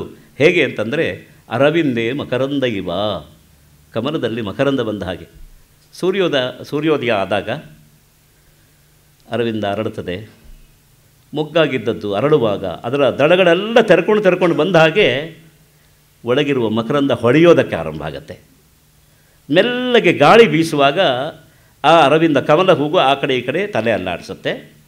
ದುಂಬಿಗೆ ಬಂದು ಕುಳಿತುಕೊಳ್ಳುವ ಹೊತ್ತಿಗೆ ಮಕರಂದದ ಹನಿಗಳೆಲ್ಲ ಮೆಲ್ಲಗೆ ಒಳಗಿನ ಪುಷ್ಪ ಮಾತ್ರೆಯಿಂದ ಹೊರಗೆ ಬರೋದಕ್ಕೆ ಆರಂಭ ಆಗುತ್ತೆ. ಹಾಗೆ ಪ್ರಜೆಗಳು ಈ ರಾಮೋ ರಾಜ ಭವಿಷ್ಯತಿ ಎಂಬ ಒಂದು ಸಮಾಚಾರವನ್ನು ಗ್ರಹಿಸ್ತಾ ಇದ್ದಾಗಲೇ ಆನಂದ ಬಾಷ್ಪ ಮೊದಲು ಕಣ್ಣಲ್ಲಿ ತುಂಬಿಕೊಂಡಿತು, ಮುತ್ತಿನಂತೆ ಹೊಡಿತು, ಮೆಲ್ಲಗೆ ಹೊರಕ್ಕೆ ಆವಿರ್ಬಭೂವ ಮೂಡಿ ಬಂತದು. ಇದು ಒಂದು ಸಾದೃಶ್ಯದಿಂದ ನಿರೂಪಣೆ ಮಾಡಿ ತೃಪ್ತಿಯಾಗೋದಿಲ್ಲ ಭೋಜನಿಗೆ. ಅದಕ್ಕೊಂದು ಉತ್ಪ್ರೇಕ್ಷೆಯನ್ನು ಸೇರಿಸ್ತಾನೆ. ಕೆಲವೊಮ್ಮೆ ಹಾಗಾಗ್ತದೆ, ಉತ್ಪ್ರೇಕ್ಷೆಯ ಒಗ್ಗರಣೆ ಉದ್ಗಾರ ಇಲ್ಲದೇ ಇದ್ದರೆ ಆ ನಿಜವಾದ ಸಾದೃಶ್ಯಕ್ಕೆ ಒಂದು ಕಟುತ್ವ ಬರೋದಿಲ್ಲ. ರಾಮಸ್ಯ ಕಾಂತಿಮಭಿಷೇಕ ದಿನೇ ಭವಿತ್ರೀಂ ಪ್ರಕ್ಷಾಲ್ಯ ಚಕ್ಷುರಿವ ವೀಕ್ಷಿತುಮಾದರೇಣ. ಅಭಿಷೇಕ ಮಾಡುವ ಆ ದಿವಸ ರಾಮಸ್ಯ ಕಾಂತಿಂ ಭವಿತ್ರೀಂ, ಅವತ್ತು ಉಂಟಾಗುವಂತಹ ರಾಮಸ್ಯ ಕಾಂತಿಂ, ಆ ರಾಮನ ಕಾಂತಿ, ಅವನ ಮೈ ಕಾಂತಿ, ಅವರ ವರ್ಚಸ್ಸು, ಅವರ ತೇಜಸ್ಸು, ಅದನ್ನು ನೋಡಬೇಕು ಅಂದರೆ ಕಣ್ಣುಗಳನ್ನು ತೊಳ್ಕೊಳ್ಬೇಕು. ಕಣ್ಣನ್ನು ತೊಳ್ಕೊಂಡು ನೋಡಬೇಕು. ತೊಳೆಯೋದಕ್ಕೆ ನೀರನ್ನು ಯಾಕೆ ಹುಡುಕಬೇಕು? ಕಣ್ಣೊಳಗೆ ಇರುವ ಕಂಬನಿಯಿಂದ ಕಣ್ಣನ್ನು ತೊಳ್ಕೊಂಡು ಅದನ್ನು ಆದರದಿಂದ ನೋಡಬೇಕು ಅಂತ ಪ್ರಜೆಗಳು ಸಿದ್ಧರಾದರು ಅಂತ ಅದನ್ನು ಇಲ್ಲಿ ಉತ್ಪ್ರೇಕ್ಷಿಸ್ತಾ ಇದೆ. ರಾಮಸ್ಯ ಕಾಂತಿಮಭಿಷೇಕ ದಿನೇ ಭವಿತ್ರೀಂ ಪ್ರಕ್ಷಾಲ್ಯ ಚಕ್ಷುರಿವ ವೀಕ್ಷಿತುಮಾದರೇಣ. ವೀಕ್ಷಣೆಯೂ ಆದರದಿಂದಲೇ ಆಗಬೇಕು. ಕಂಬನಿಯಿಂದ ಕಣ್ಣನ್ನು ತೊಳ್ಕೊಂಡಿದ್ದು ಆದರದಿಂದಲೇ. ಯಾಕೆಂದರೆ ಅಳು ಇಲ್ಲ, ನೋವಿಲ್ಲ, ಅಲ್ಲಿ ನೋವಿಲ್ಲ. ಆದ್ದರಿಂದ ಆದರೇಣ ಈ ಪದವನ್ನು ಹಿಂದೆ ಮುಂದೆ ಸೇರಿಸ್ಕೊಂಡಾಗ ಅಭಿಪ್ರಾಯಕ್ಕೆ ಮತ್ತಷ್ಟು ಪುಷ್ಟಿ ಸಿಗ್ತದೆ. ಹಾಗೆ ಪ್ರಜೆಗಳು ಸಿದ್ಧರಾದರು ಅಂತ. ರಾಮನನ್ನು ದಶರಥ ಕರೆಸ್ಕೊಳ್ತಾನೆ. ಪ್ರಜೆಗಳ ಒಪ್ಪಿಗೆ ಸಿಕ್ಕ ಮೇಲೆ ರಾಮನನ್ನು ಕರೆಸ್ಕೊಂಡು ರಾಮನಿಗೆ ಭಾಳ ಸಂಕ್ಷಿಪ್ತವಾಗಿ ಅವರ ಕರ್ತವ್ಯ ಏನು ಎನ್ನುವುದನ್ನು ಉಪದೇಶ ಮಾಡ್ತಾನೆ ದಶರಥ.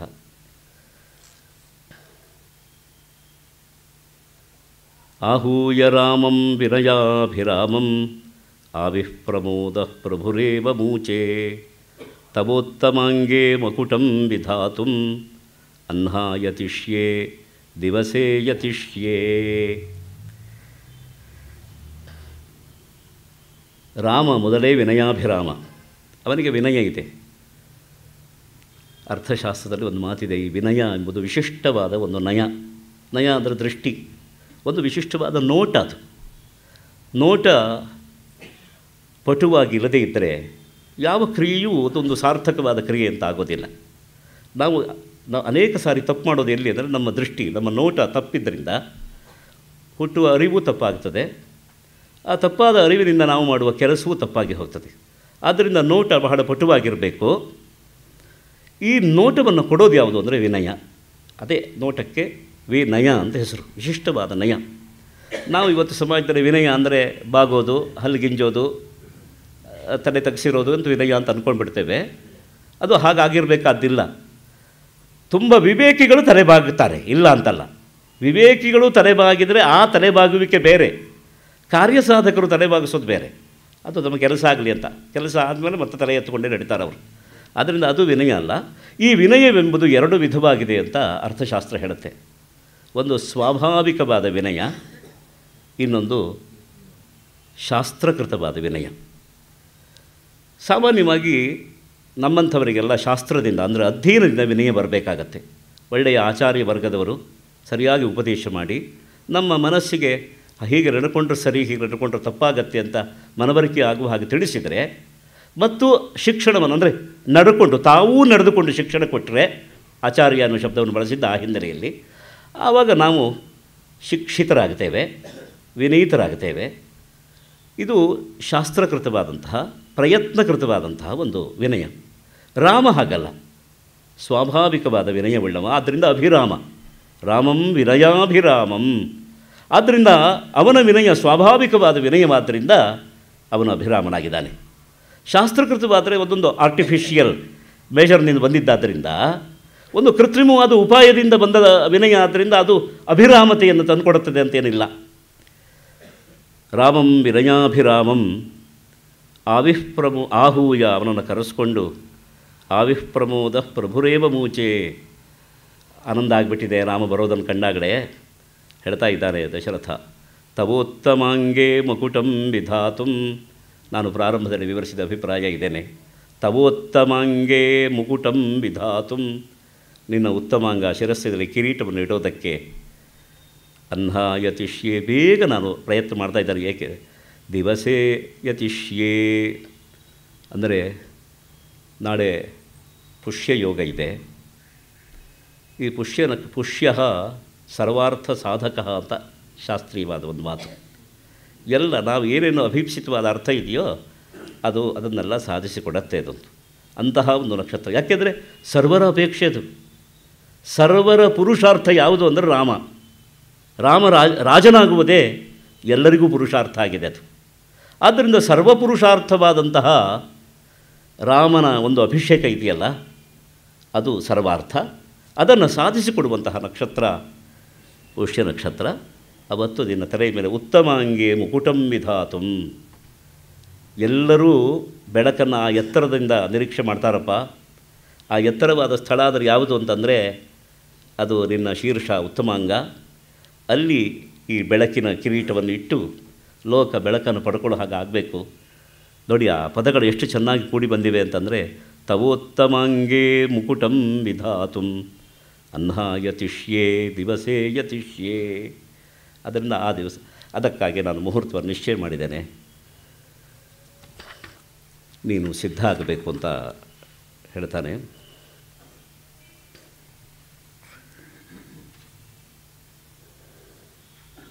ರಾಮನನ್ನು ಕರೆಸಿಕೊಂಡು ಅವನಿಗೆ ಈ ವಿಷಯವನ್ನು ಹೇಳುವಾಗ ರಾಮ ಹೇಗೆ ನಡ್ಕೊಂಡ ಎನ್ನುವುದು ಒಂದು ಶ್ಲೋಕ ನಾವು ಗಮನಿಸಬೇಕೀಗ. ರಾಮನಿಗೆ ಬರಲಿಕ್ಕೆ ಹೇಳಿದ. ರಾಮ ಬರ್ತಾ ಇದ್ದಾನೆ.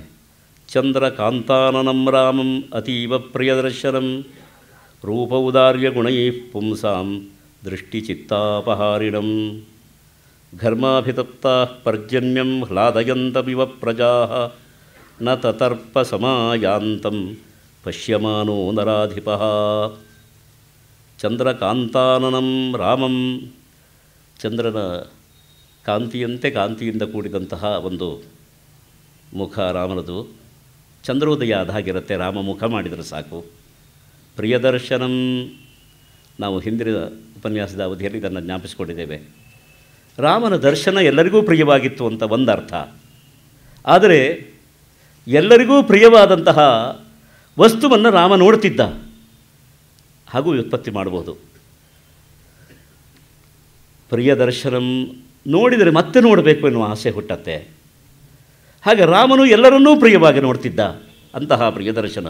ರೂಪ ಔದಾರ್ಯ ಗುಣೈಹಿ, ಈ ಗುಣಗಳಿಂದ, ರೂಪ ಔದಾರ್ಯ ಮುಂತಾದ ಗುಣಗಳಿಂದ, ಪುಂಸಾಂ ದೃಷ್ಟಿಚಿತ್ತಾಪಹಾರಿಣಂ, ನೋಟಕರ ನೋಟ ಮತ್ತು ಅವರ ಮನಸ್ಸು ಅದನ್ನು ಅಪಹರಿಸುವಂಥವನು. ಘರ್ಮಾಭಿತಪ್ತಾ ಪರ್ಜನ್ಯಂ ಹ್ಲಾದಯಂತಮಿವ ಪ್ರಜಾ, ಘರ್ಮಾಭಿತಪ್ತಾ ಬಿಸಿಲಿಗೆ ತಾಪವನ್ನು ಕೊಂಡಂತಹ, ಬಾಡಿ ಹೋದಂತಹ ಪ್ರಜಾ ಜನರು, ಹ್ಲಾದಯಂತಂ ಪರ್ಜನ್ಯಮಿವ, ಆನಂದವನ್ನು ಕೊಡುವ ಮಳೆಯನ್ನು ಹೇಗೆ ನಿರೀಕ್ಷೆ ಮಾಡ್ತಾರೋ, ನೋಡ್ತಾ ಇರ್ತಾರೋ, ಹಾಗೆ ಇವನು ನೋಡ್ತಾ ಇದ್ದರೂ ಕೂಡ ನ ತತರ್ಪ ಸಮಾಯಾಂತಂ ಪಶ್ಯಮಾನೋ ನರಾಧಿಪ, ಬರ್ತಾ ಇರುವ ರಾಮನನ್ನು ನೋಡುವಾಗ ತತರ್ಪ ತೃಪ್ತಿಯೇ ಆಗಲಿಲ್ಲ ಇವನಿಗೆ. ನಿಜವಾಗಿ ದಶರಥನ ಮೋಹ ಇಮ್ಮಡಿಗೊಂಡದ್ದು, ನೂರುಮಡಿಗೊಂಡದ್ದು ಇಲ್ಲಿ. ರಾಮನನ್ನು ಎಷ್ಟು ನೋಡಿದರೂ ಇವನಿಗೆ ತೃಪ್ತಿ ಇಲ್ಲ, ರಾಮನ ಜೊತೆಗೆ ಎಷ್ಟು ಮಾತಾಡಿದರೂ ತೃಪ್ತಿ ಇಲ್ಲ. ಇದಕ್ಕೆ ನಮಗೆ ಇಲ್ಲೇ ಸಾಕ್ಷಿ. 2 ಸಾರಿ ರಾಮನನ್ನು ಕರೆಸ್ಕೊಡ್ತಾನೆ. ಮೊದಲು ನಾನು ನಿನಗೆ ನಾಳೆ ಅಭಿಷೇಕ ಮಾಡಬೇಕಾಗಿದೆ, ನೀನು ಸಿದ್ಧ ಆಗಬೇಕು ಅಂತ ಹೇಳಿ ಕಳಿಸ್ತಾರೆ. ಮತ್ತೆ ಕರೆಸ್ಕೊಳ್ತಾರೆ. ಕರೆಸ್ಕೊಂಡು ಅನೇಕ ದುಶ್ಚಕ್ರಗಳನ್ನು ನಾನು ನೋಡೋ ಹಾಗಾಯಿತು. ಇದರ ಆಧಾರದ ಮೇಲೆ ಬಹುಶಃ ಆಡಳಿತ ಮಾಡುವ ರಾಜ ಅವನಿಗೆ ಮರಣವೇ ಇದು ಫಲ ಅಂತ ಭಾಳ ಜನ ಅಂದುಕೊಳ್ತಾ ಇದ್ದಾರೆ, ಹಾಗೆ ತಿಳಿಸ್ತಾ ಇದ್ದಾರೆ. ನನಗೂ ಹಾಗೆ ಅನಿಸಿದೆ. ನೋಡಪ್ಪ, ನನ್ನ ಜೀವಿತ ಕಾಲದಲ್ಲೇ ನಿನಗೆ ಅಭಿಷೇಕ ಮಾಡಬೇಕು ಅಂತಾಗಿದೆ, ನೀನು ಸಿದ್ಧ ಆಗು ಅಂತ ಮತ್ತೆ ಹೇಳ್ತಾನೆ. ಈ ಒಂದು ಸಂದರ್ಭದಲ್ಲಿ ಬಂದಂತಹ ರಾಮ ಏನು ಮಾಡ್ದ ಅಂತಂದರೆ, ದಶರಥ ಎತ್ತರವಾದ ಸ್ಥಳದಲ್ಲಿದ್ದಾನೆ, ಅಲ್ಲಿಗೆ ಹತ್ಕೊಂಡು ಬಂದ ನೋಡೋದಕ್ಕೆ. ಬಂದು ಸಸಾಂಜಲಿರಭಿಪ್ರೇತ್ಯ ಪ್ರಣತಃ ಪಿತುರಂತಿಕೆ ನಾಮಸ್ವಂ ಶ್ರಾವಯನ್ ರಾಮೋ ವವಂದೇ ಚರಣೌ ಪಿತುಃ. ರಾಮನ ವಿನಯ ನುಡಿ ಹೇಗೆ? ಸಸಾಂಜಲಿರಭಿಪ್ರೇತ್ಯ ಪ್ರಣತಃ ಪಿತುರಂತಿಕೆ. ಪಿತುಃ ಅಭಿಪ್ರೇತ್ಯ, ತಂದೆಯ ವಿಷಯದಲ್ಲಿ ಅಭಿಪ್ರಾಯವನ್ನು ರೂಪಿಸಿಕೊಂಡು ಹಾಗೂ ಮಾಡಬಹುದು. ಅಭಿಪ್ರೇತ್ಯ ಪ್ರಣತಃ, ಅಭಿಪ್ರಾಯಪೂರ್ವಕವಾಗಿ, ಸಂಕಲ್ಪಪೂರ್ವಕವಾಗಿ, ಅಂದರೆ ವಿಷಯವನ್ನು ಗ್ರಹಿಸಿಕೊಂಡೇ ಒಂದು ಪ್ರಣತಃ ನಮಸ್ಕಾರ ಮಾಡಿದವನಾದ. ಸಸಾಂಜಲಿ, ಅಂಜಲಿ ಬಂಧವನ್ನು ಮಾಡಿಕೊಂಡ, ಕೈ ಮುಗಿದು ತಂದೆಯ ಒಂದು ಚರಣ ಸಂಗ್ರಹ, ಪಾದೋಪಸಂಗ್ರಹವನ್ನು ಮಾಡ್ತಾನೆ. ನಾಮಸ್ವಂ ಶ್ರಾವಯನ್, ಅದು ಕ್ರಮ, ಅದು ಒಂದು ಅಭಿವಾದನ ಮಾಡುವ ಕ್ರಮದಂತೆ ತನ್ನ ಗೋತ್ರನಾಮ, ತನ್ನ ಹೆಸರನ್ನು ಹೇಳಿ ರಾಮೋ ವವಂದೇ ಚರಣೌ ಪಿತುಃ, ತಂದೆಯ ಪಾದಗಳಿಗೆ ನಮಸ್ಕಾರ ಮಾಡ್ತಾನೆ.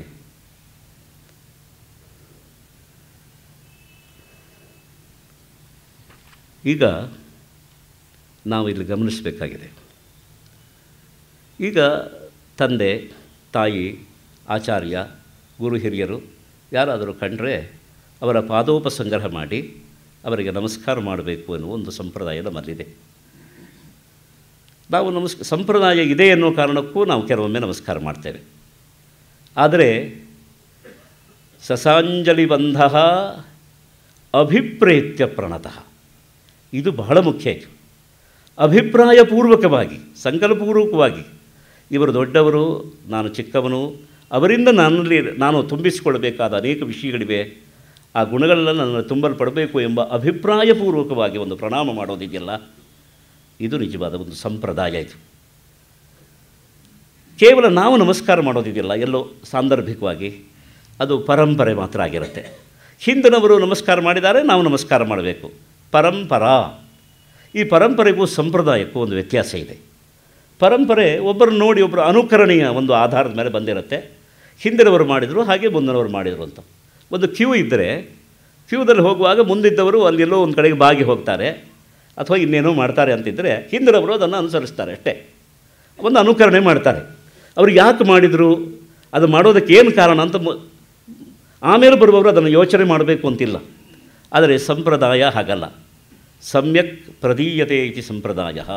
ಸಮ್ಯಕ್ ಅಂದರೆ ಒಂದು ವಿವೇಚನಾಪೂರ್ವಕವಾಗಿ, ವಿವೇಕಪೂರ್ವಕವಾಗಿ, ಪ್ರಕರ್ಷೇಣ ದೀಯತೆ, ಕಾರ್ಯಕಾರಣ ಭಾವದ ಒಂದು ತರ್ಕದ ಜೊತೆಯಲ್ಲಿ, ನಿಶ್ಚಯದ ಜೊತೆಯಲ್ಲಿ ಸರಿಯಾಗಿ ಪ್ರಕರ್ಷೇಣ ದೀಯತೆ, ಅದನ್ನು ಮುಂದಿನ ತಲೆಮಾರಿಗೆ ನಾವು ಕೊಟ್ಕೊಂಡು ಬಂದಿರಬೇಕು.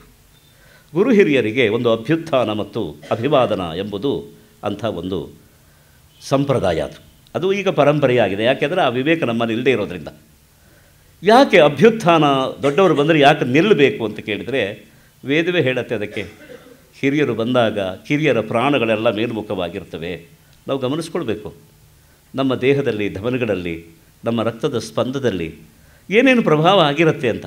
ನಿಜವಾಗಿ ದೊಡ್ಡವರು ಅಂತ ನಾವು ಅಂದುಕೊಂಡ್ರೆ ಅವರು ಬಂದೊಡನೆ ನಾವು ಕೂತಲ್ಲಿ ಅಂಟ್ಕೊಂಡು ಇರೋದಕ್ಕಾಗೋದೇ ಇಲ್ಲ, ನಿಂತು ಬಿಡೋಣ ಅಂತ ಅನಿಸ್ಬಿಡತ್ತೆ. ನಮ್ಮ ಶ್ವಾಸ ಮೇಲ್ಮುಖವಾಗಿ ಆಗತ್ತೆ, ನಾವು ಗ್ರಹಿಸ್ಕೊಳ್ಬೇಕು. ಆದ್ದರಿಂದ ಪ್ರಾಣಾಹ, ಆವಾಗ ಈ ಪ್ರಾಣಗಳೆಲ್ಲ ಉತ್ತಿಷ್ಠಂತೆ ಮೇಲ್ಮುಖವಾಗಿ ನಿಂತುಕೊಳ್ತವೆ ಅವು. ಆಗ ಅದಕ್ಕೆ ಪ್ರತಿಕ್ರಿಯೆಯಾಗಿ, ಪ್ರತಿಸ್ಪಂದವಾಗಿ ವ್ಯಕ್ತಿ ನಿಂತುಕೊಳ್ತಾರೆ. ನಿಂತುಕೊಳ್ಳೋ ಹಾಗೆ ಆಗತ್ತೆ.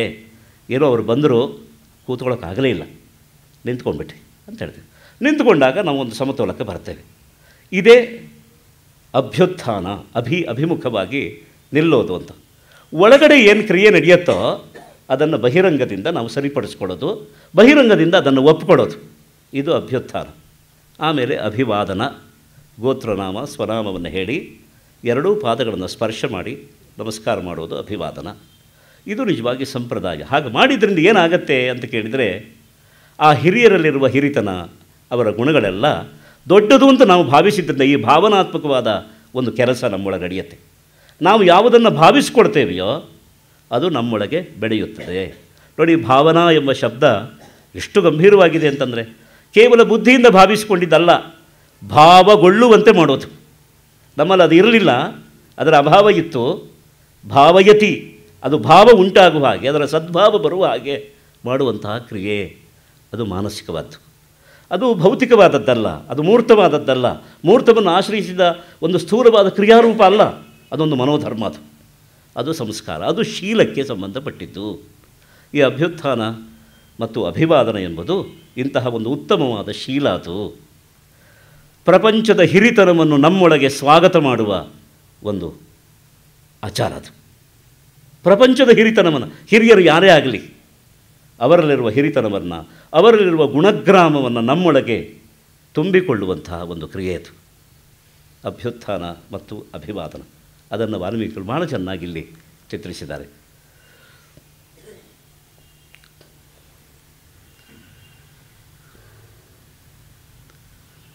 ರಾಮ ವಿಷಯವನ್ನು ತಿಳ್ಕೊಂಡಾಗ ತನಗಿಂಥ ಒಂದು ಹೊಣೆಗಾರಿಕೆ ಬರುತ್ತೆ ಎನ್ನುವುದನ್ನು ತಿಳ್ಕೊಂಡಾಗ ಏನೂ ಮಾತಾಡೋದಿಲ್ಲ. ಅದೊಂದು ವಿಷಯ ಇಲ್ಲಿ ನಾವು ಗಮನಿಸಬೇಕಾದ್ದು. ಕೇಳಿದಾಗ ಅವರಿಗೆ ಸಂತೋಷ ಆಯಿತಾ, ಅಳಕಾಯ್ತಾ, ಸಂಕೋಚ ಆಯಿತಾ, ಯಾವುದನ್ನೂ ವಾಲ್ಮೀಕಿಗಳು ಉಲ್ಲೇಖಿಸೋದಿಲ್ಲ. ಅಂದರೆ ಅವನು ಅನುದ್ವಿಗ್ನ ಮನಃ ಆಗಿದ್ದ ಎನ್ನುವುದಕ್ಕೆ ಅದೊಂದು ಸಾಕ್ಷಿ. ಉದ್ವೇಗವೇ ಉಂಟಾಗಲಿಲ್ಲ. ಯಾಕೆಂದರೆ ಯಾವುದು ಸಹಜವಾಗಿ ಅವನೊಳಗಿತ್ತೋ ಅದಕ್ಕೆ ಈಗ ಒಂದು ಕ್ರಿಯಾಮುಖವಾದ ಅವಕಾಶ ಬಂದಿದೆ ಎನ್ನುವುದನ್ನು ಇಲ್ಲಿ ವಾಲ್ಮೀಕಿಗಳು ಧ್ವನಿಸುವುದಕ್ಕೆ ಇಷ್ಟಪಡ್ತಾ ಇದ್ದಾರೆ. ಆದ್ದರಿಂದ ಅದನ್ನು ವಾಚ್ಯ ಮಾಡೋದೇ ಇಲ್ಲ, ಅದಕ್ಕೆ ಬೇಕಾದ ಶಬ್ದ ಪ್ರಯೋಗವನ್ನೇ ಅವರು ಮಾಡೋದಿಲ್ಲ. ಹೋಗಿ ತಾಯಿಯ ಮನೆಗೆ ಹೋಗ್ತಾನೆ ರಾಮ. ತಾಯಿಗೆ ಅಭಿವಾದನೆ ಮಾಡಿ, ತಂದೆಯವರು ಇಂಥ ಒಂದು ಹೊಣೆಗಾರಿಕೆಯನ್ನು ನನಗೆ ವಹಿಸಿಕೊಡ್ತಾ ಇದ್ದಾರೆ ಎನ್ನುವ ವಿಷಯವನ್ನು ತಾಯಿಗೆ ಹೇಳಿ ನಮಸ್ಕಾರ ಮಾಡ್ತಾನೆ. ತಾಯಿ ಬಹಳ ಸಂತೋಷಪಡ್ತಾಳೆ. ಕೌಸಲ್ಯಾದೇವಿ ಸಂತೋಷಪಟ್ಟು ಈ ನಿನ್ನ ರಾಜ್ಯಭಾರವೆಂಬಂತಹ ಕ್ರಿಯೆಗೆ ಯಾರೂ ವಿರೋಧಿಗಳಾಗದೇ ಇರಲಿ ಅಂಥೇಳಿ ಅವಳು ಆಶಂಸನೆ ಮಾಡ್ತಾಳೆ. ಆಮೇಲೆ ಸೀತೆಗೆ ಹೇಳಿ ಕಳಿಸ್ತಾನೆ. ಸೀತೆ ಮನೆಗೆ ಅವನಲ್ಲಿ ಹೋಗೋದನ್ನು ಅಲ್ಲಿ ಉಲ್ಲೇಖ ಮಾಡಿಲ್ಲ. ಸೀತೆಗೆ ಈ ವಿಷಯವನ್ನು ಹೇಳಿ ಕಳಿಸ್ತಾರೆ. ಲಕ್ಷ್ಮಣ ಬರ್ತಾನೆ. ಲಕ್ಷ್ಮಣನ ಹತ್ರ ಆಡುವ ಮಾತು ಬಹಳ ಮುಖ್ಯವಾದ ಮಾತು. ಈ ಇಡೀ ರಾಷ್ಟ್ರಭಾರದ, ಈ ಕಾರ್ಯಭಾರದ ಒಂದು ಅವಕಾಶವನ್ನು ನಾನು ಹೇಗೆ ಬಳಸ್ಕೊಳ್ತಾ ಇದ್ದೇನೆ ಅಂದರೆ, ಲಕ್ಷ್ಮಣ ನಿನಗಾಗಿ ನಾನು ಬಳಸ್ಕೊಳ್ತಾ ಇದ್ದೇನೆ. ಆದ್ದರಿಂದ ನನ್ನ ಜೊತೆಗೆ ನೀನು ಈ ರಾಷ್ಟ್ರವನ್ನು ಕಾಪಾಡಬೇಕಾದವನು, ನನ್ನ ಜೊತೆಗೆ ರಾಜ್ಯಭಾರವನ್ನು ಮಾಡಬೇಕಾದವನು ನೀನು. ನನಗಾಗಿ ನಾನು ಇದನ್ನು ಅಪೇಕ್ಷೆ ಪಟ್ಟಿದ್ದಲ್ಲ, ನಿನಗಾಗಿ ನಾನು ಇದನ್ನು ಒಪ್ಪಿಕೊಳ್ತಾ ಇದ್ದೇನೆ, ಅಪೇಕ್ಷೆ ಪಡ್ತಾ ಇದ್ದೇನೆ ಅಂತ ಹೇಳ್ತಾನೆ. ಆದ್ದರಿಂದ ರಾಮನ ನೆರಳಾಗಿ ಲಕ್ಷ್ಮಣ ರೂಪುಗೊಳ್ಳುವಂತಹ ಮಾತದು. ಇದನ್ನು ನಾಳೆ ಸ್ವಲ್ಪ ವಿಸ್ತಾರವಾಗಿ ಗಮನಿಸೋಣ. ನಮಸ್ಕಾರ.